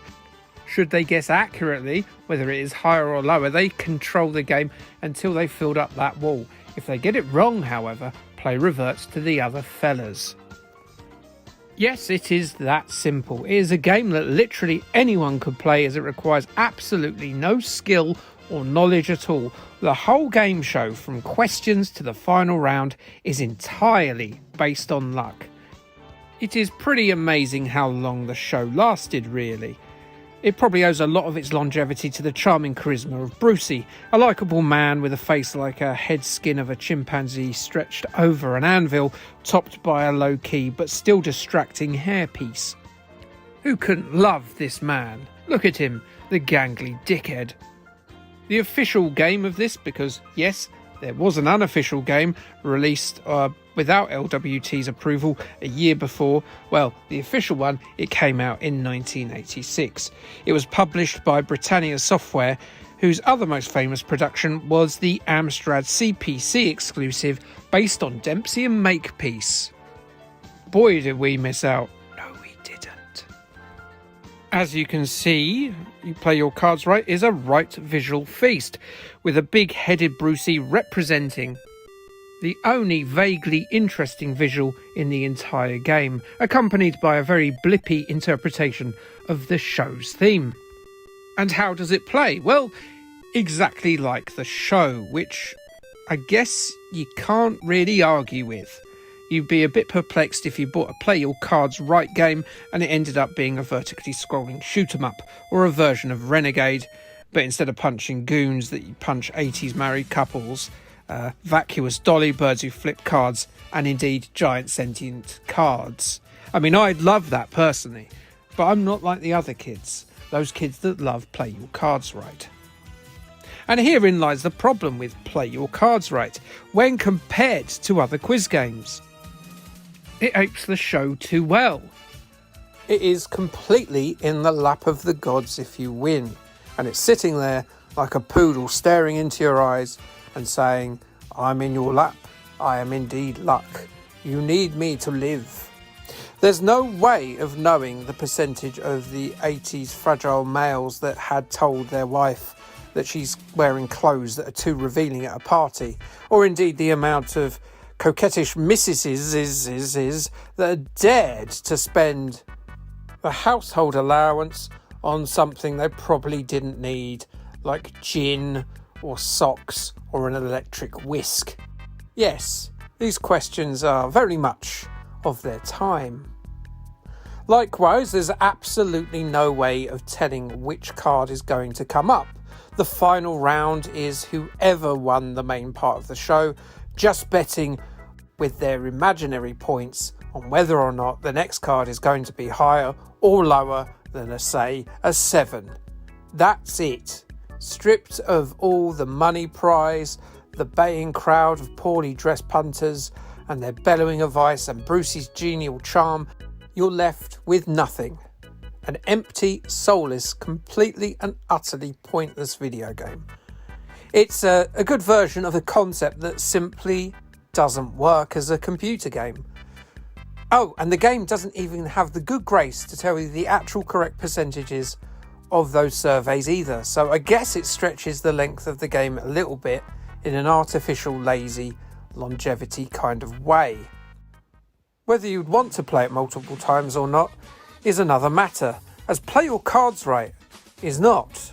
A good game? A good game? That's my Brucey impression. Sorry. The April 1986 edition of Crash magazine noticed that Play Your Cards Right is a decidedly lightweight affair.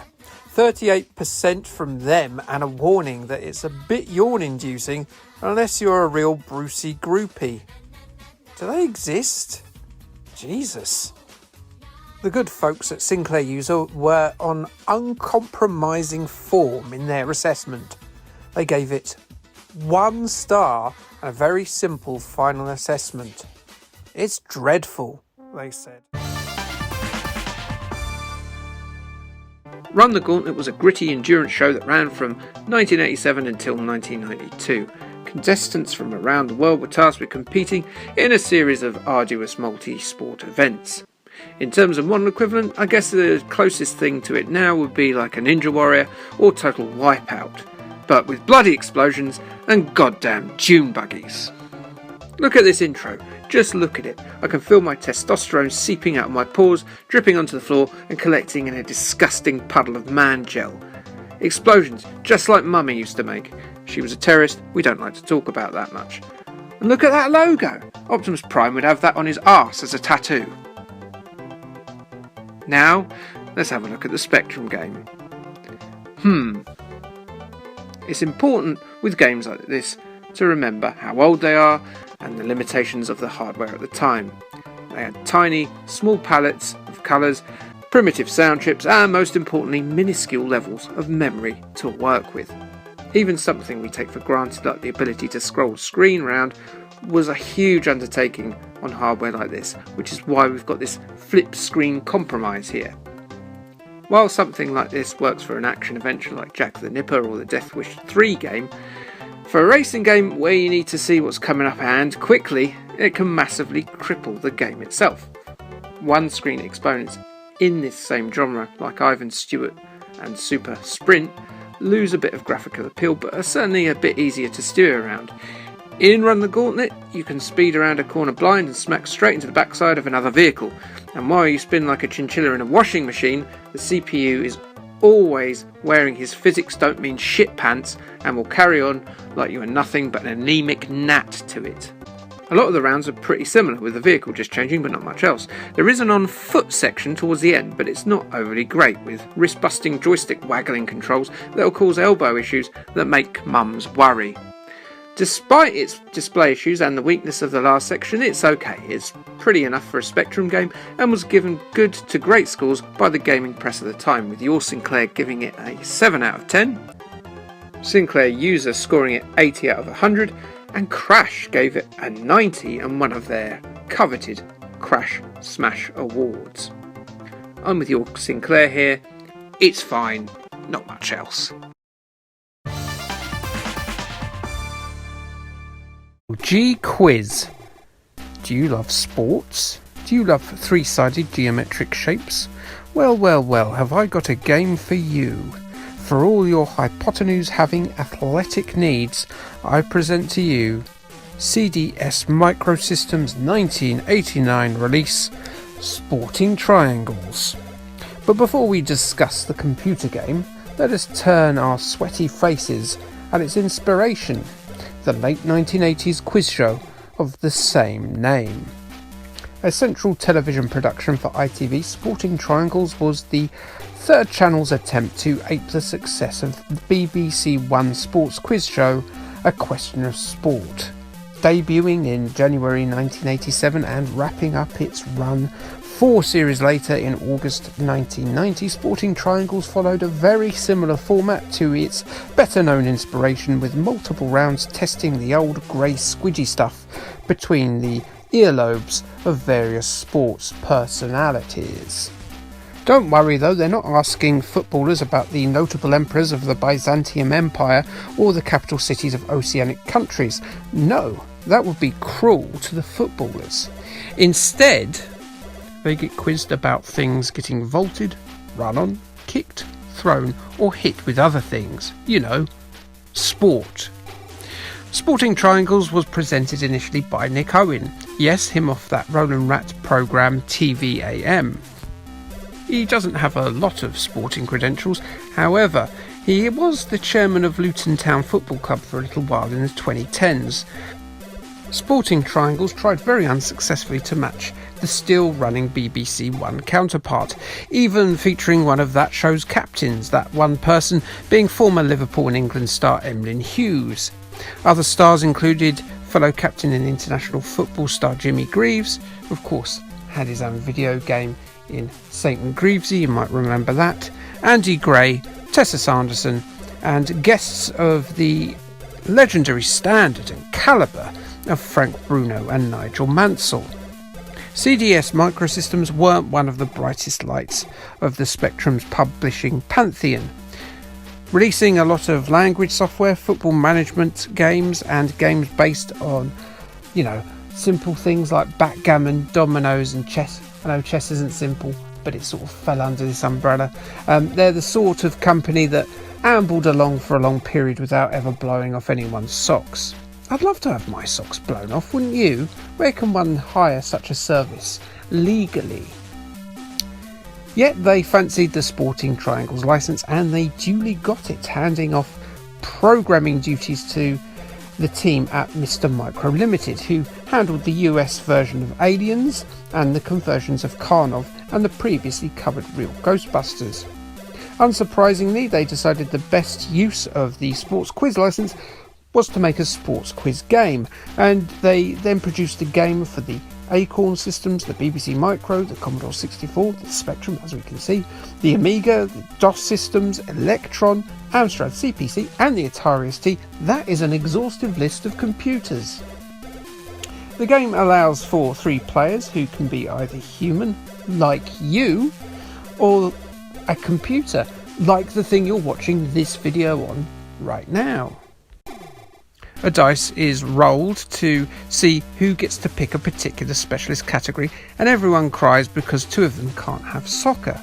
4 of the rounds will involve your suitably themed characters, nice gridiron helmet there sir, having to answer questions on one of these categories. The dice is rolled, and much like an aggravated session of Trivial Pursuit contested across generations on Christmas Day, the colour of the landing spot indicates which type of question you will get. Here's the interesting bit. Whereas the other quiz games on the system, such as Countdown or Every Second Counts, would require the player to type in their answer, this game will wait for you to press fire and then just give you the answer, asking whether you got it right or not.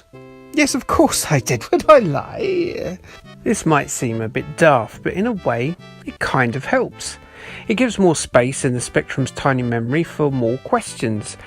It does have a admittedly slow load, but it does load every single round in at once.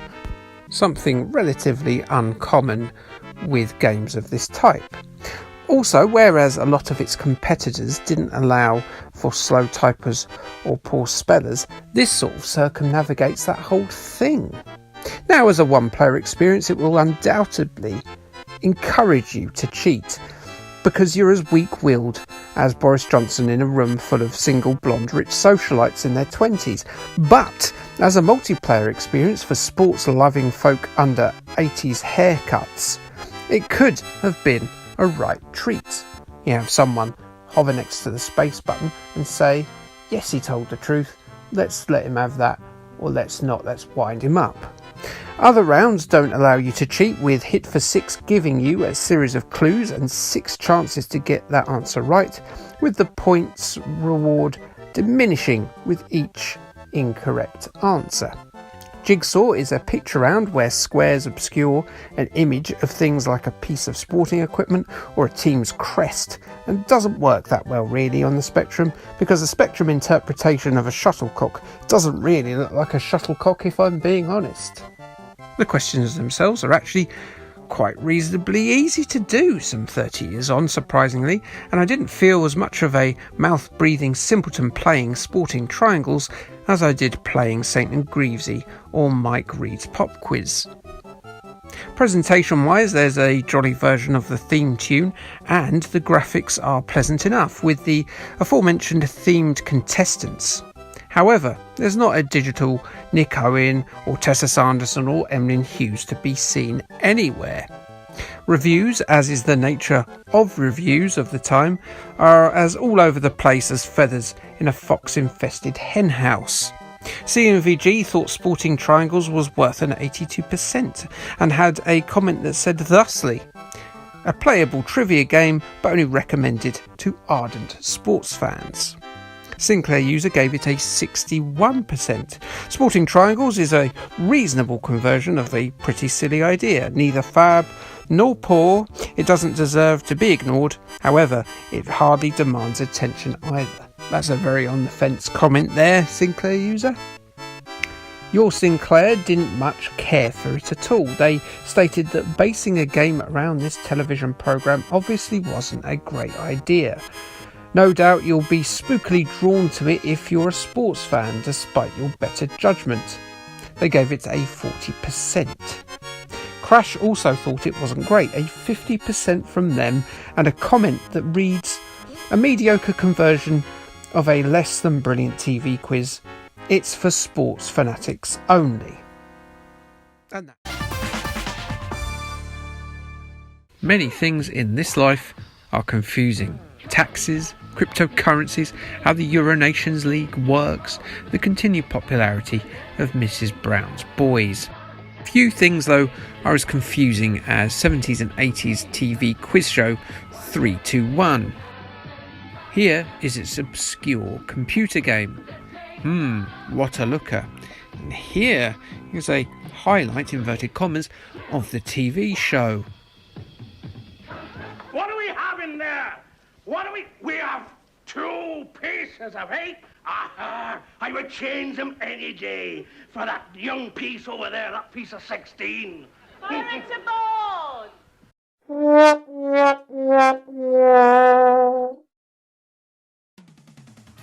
321 was a British game show that ran from 1978 to 1988. It was based on a Spanish TV show called Un, dos, tres, responda otra vez, or 1, 2, 3, respond again, which started in 1972 and ran way into the 2000s. The format was a real smorgasbord, not just a quiz show, but also a variety show with special guests and comedy regulars doing skits, all based on that week's distinct theme. It was hosted by Ted Rogers, a light entertainer known for his risky flippy hand motion, which if done incorrectly would have seen them get a nice little meeting up with the folks at Ofcom. He was backed up by a bevy of beautiful hostesses, which is all very of its time now, I suppose, and a toy remote-controlled R2D don't called Dusty Bin. Look at that dumb face. Dusty Bin was the show's booby prize, representative of a brand new bin, one of those tin ones that they use in wrestling to hit each other. But actually, you might need a bin. If you need a bin, get in a time machine, go back to the 1970s and do really badly at 321. The show's first quiz was the 1000 to 1 quiz, with each correct answer being worth a tenner. The questions would be some very poorly written word association things. If anyone knows about things that are really poorly written, it's me, as you've seen so far. Then there's an elimination to whittle down the couples competing, and then a truly baffling prize clue round, which closes the show and is truly baffling. I'd like to explain it, but I've got something better to do, which is nothing at all. Just know it was tacky, disorganised trash, but also spectacularly popular. At its height, 321 attracted a truly astonishing 16.5 million viewers in its Saturday evening slot. So like all trashy 80 TV shows, naturally 321 did indeed have a ZX Spectrum game. However, 321 could not be found on the shelves of WH Smith's or Boots, as it was exclusively available via mail order. Yes indeed, if you fancied a copy of 321, you had to mail order it. Send a little clipping off in an envelope to receive this masterpiece of software design. But get this, unlike every other quiz game we've covered so far, from Countdown to Every Second Counts to the Krypton Factor to Bob's Full House, all have offered the quiz experience without one of the key, most intrinsic parts of a quiz, an actual prize, a real world honest prize. And how does a week in Spain sound? To win the prize, you would have to play the game, then send your score to Microcomputer Incorporated. This was allegedly not open to abuse, but people are people and they cheat, and I probably need therapy seriously for the amount of distrust I have in the general public. It was a Spectrum exclusive too, with a Commodore 64 game touted but never released, much to the great relief of Commodore owners. You see, 321 isn't very good. We've had some right stinkers on this channel recently, from Pink Panther to Postman Pat 3 and Popeye 3. But you know what, they've all been deeply flawed for a variety of reasons, but they have at least tried, sort of. They resemble computer games at least. This is most of the game. This screen here. A true or false set of questions. The same set that you'll get in every subsequent playthrough. It is, if I may use this term, one basic bitch. And it goes on forever. Well, seemingly.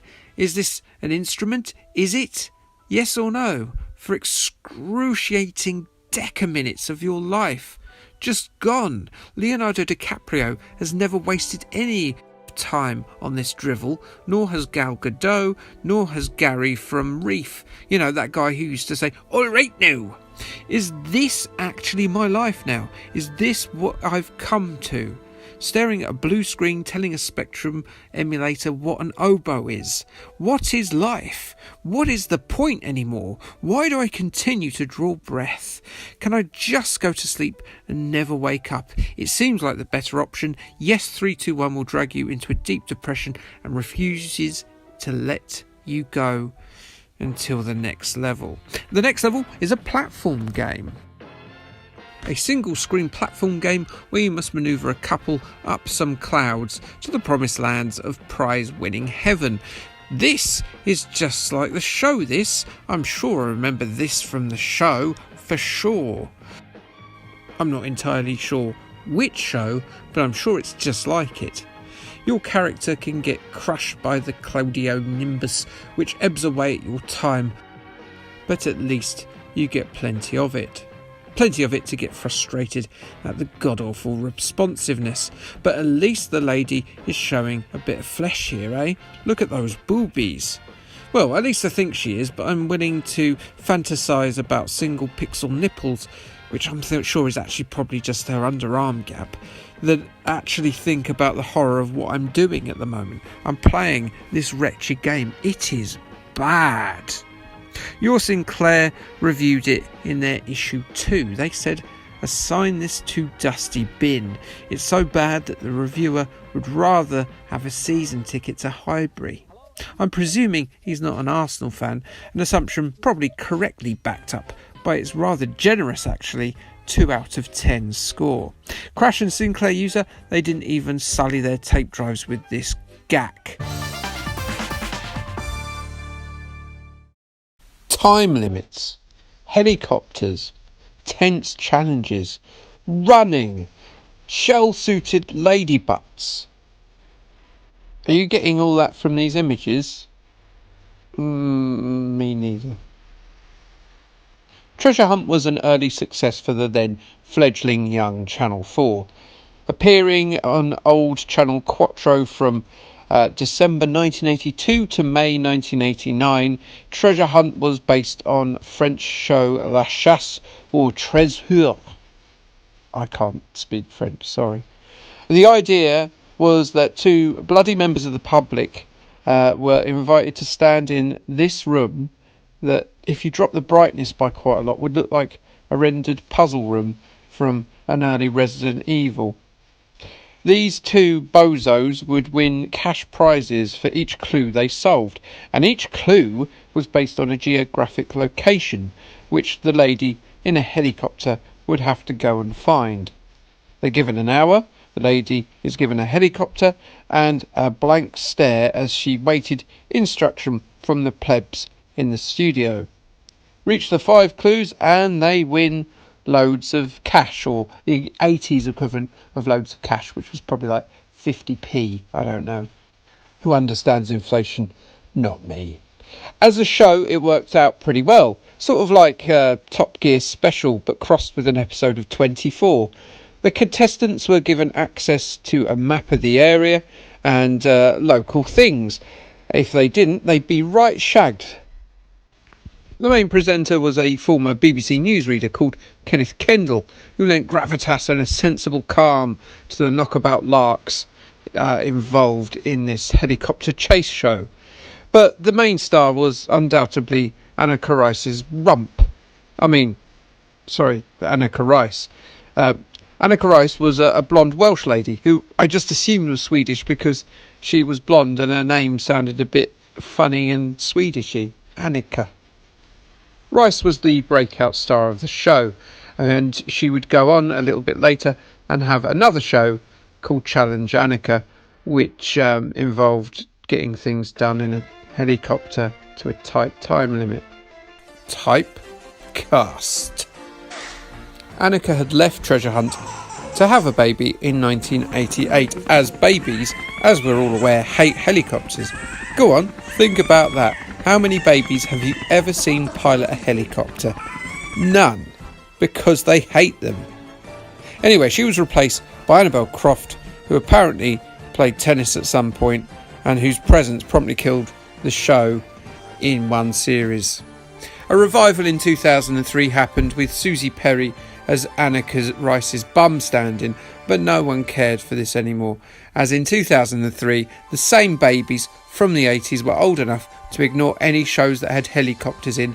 That hatred of babies in helicopters stays strong. Because any Anneka Rice commentary is always going to have obligatory jokes about the bum, as we've done before, I'm just going to go all in and say, here are some pictures of Anna Rice's bum, but to the tune of the flumps, for the sexually nostalgic dads, and probably more so granddads out there, before we get back to the game. It's not for me. I would never objectify women, unless you can see right up there.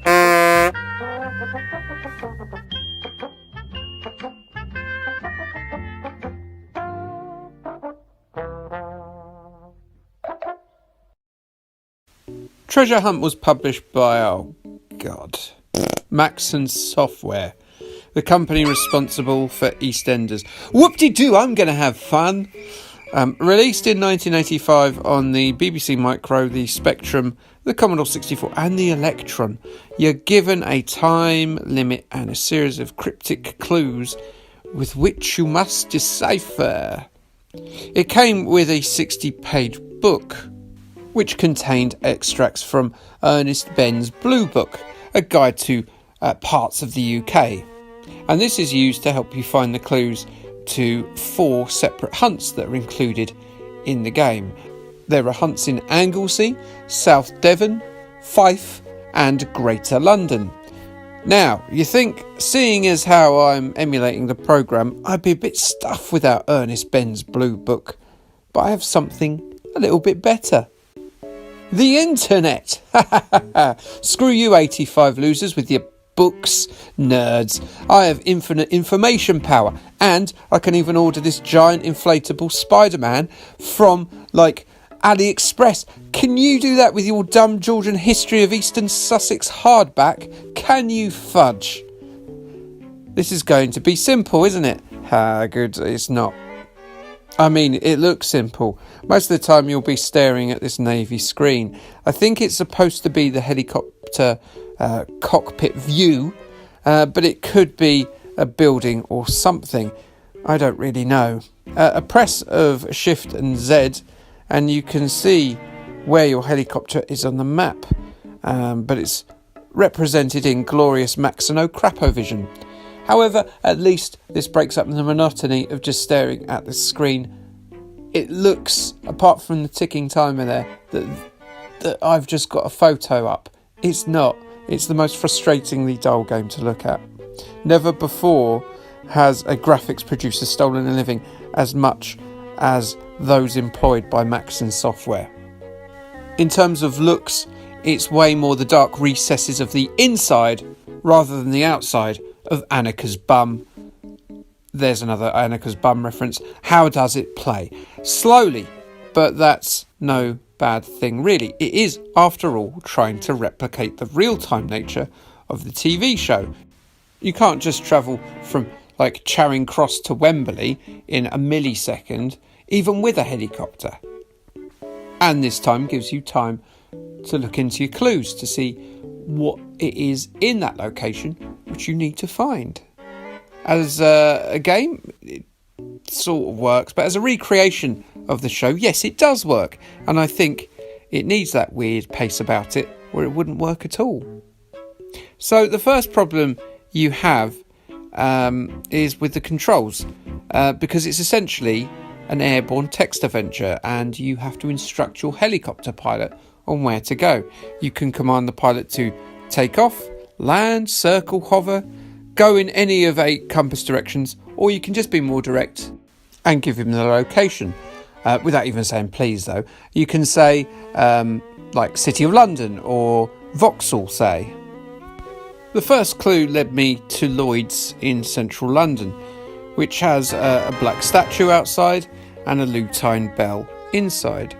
As you can see, clue is quite cryptic. Anyway, job done. The next one confused me a bit. Who the fiddlesticks is King Harry? Does anyone know? Answer in the comments below. I might look at it. What's this guff about a Cardinal's motor car? Does anyone know? Put it in the comments. I might have a look at it. In the end, I figured out that Get Lost was a maze, and if it's on the Thames, then surely it's got to be Hampton Court Palace, right? And so I was right. The next clue, though, just look at this. So it's a white tower, also on the Thames, that's full of ancient gold. That's the Tower of London, right? Of course it is. except you land there and it says it isn't. So unless I'm wrong, and I'm not, then this is a big bag of hairy testicles, and I can't be bothered with this noise anymore. So yes, I threw a tantrumy huff, vowed never to play it again, and here we are. Maybe I was wrong. Maybe there is another place. There's a big white tower full of jewels on the Thames, but I don't think so. Nope. Anyway, it was an interesting attempt, this. The limitations of the hardware involved meant that it tried to do as realistic a representation of the show, and it sort of failed, but it sort of did okay. As basic as it looks, though, it's a cool idea, and I did enjoy foraging for clues, and so even though it somehow looks even worse than EastEnders, it's a much better game. Your Sinclair were the only mag to review it, and they gave it a reasonably high score in their July issue, and I'm not really going to argue against that. It's not probably as good as a 7, but it's not like a 3. Anyway, I'm really working my way through this Maxon page of misery now, though I quite fancy playing something that doesn't look like Annika's crash-landed the helicopter in Slough's sewage works next time. Anyway, let's end with a baby crying as he watches me play Airwolf badly, as it's good to go back to overplayed jokes at the end of an episode. Okay, thanks and bye.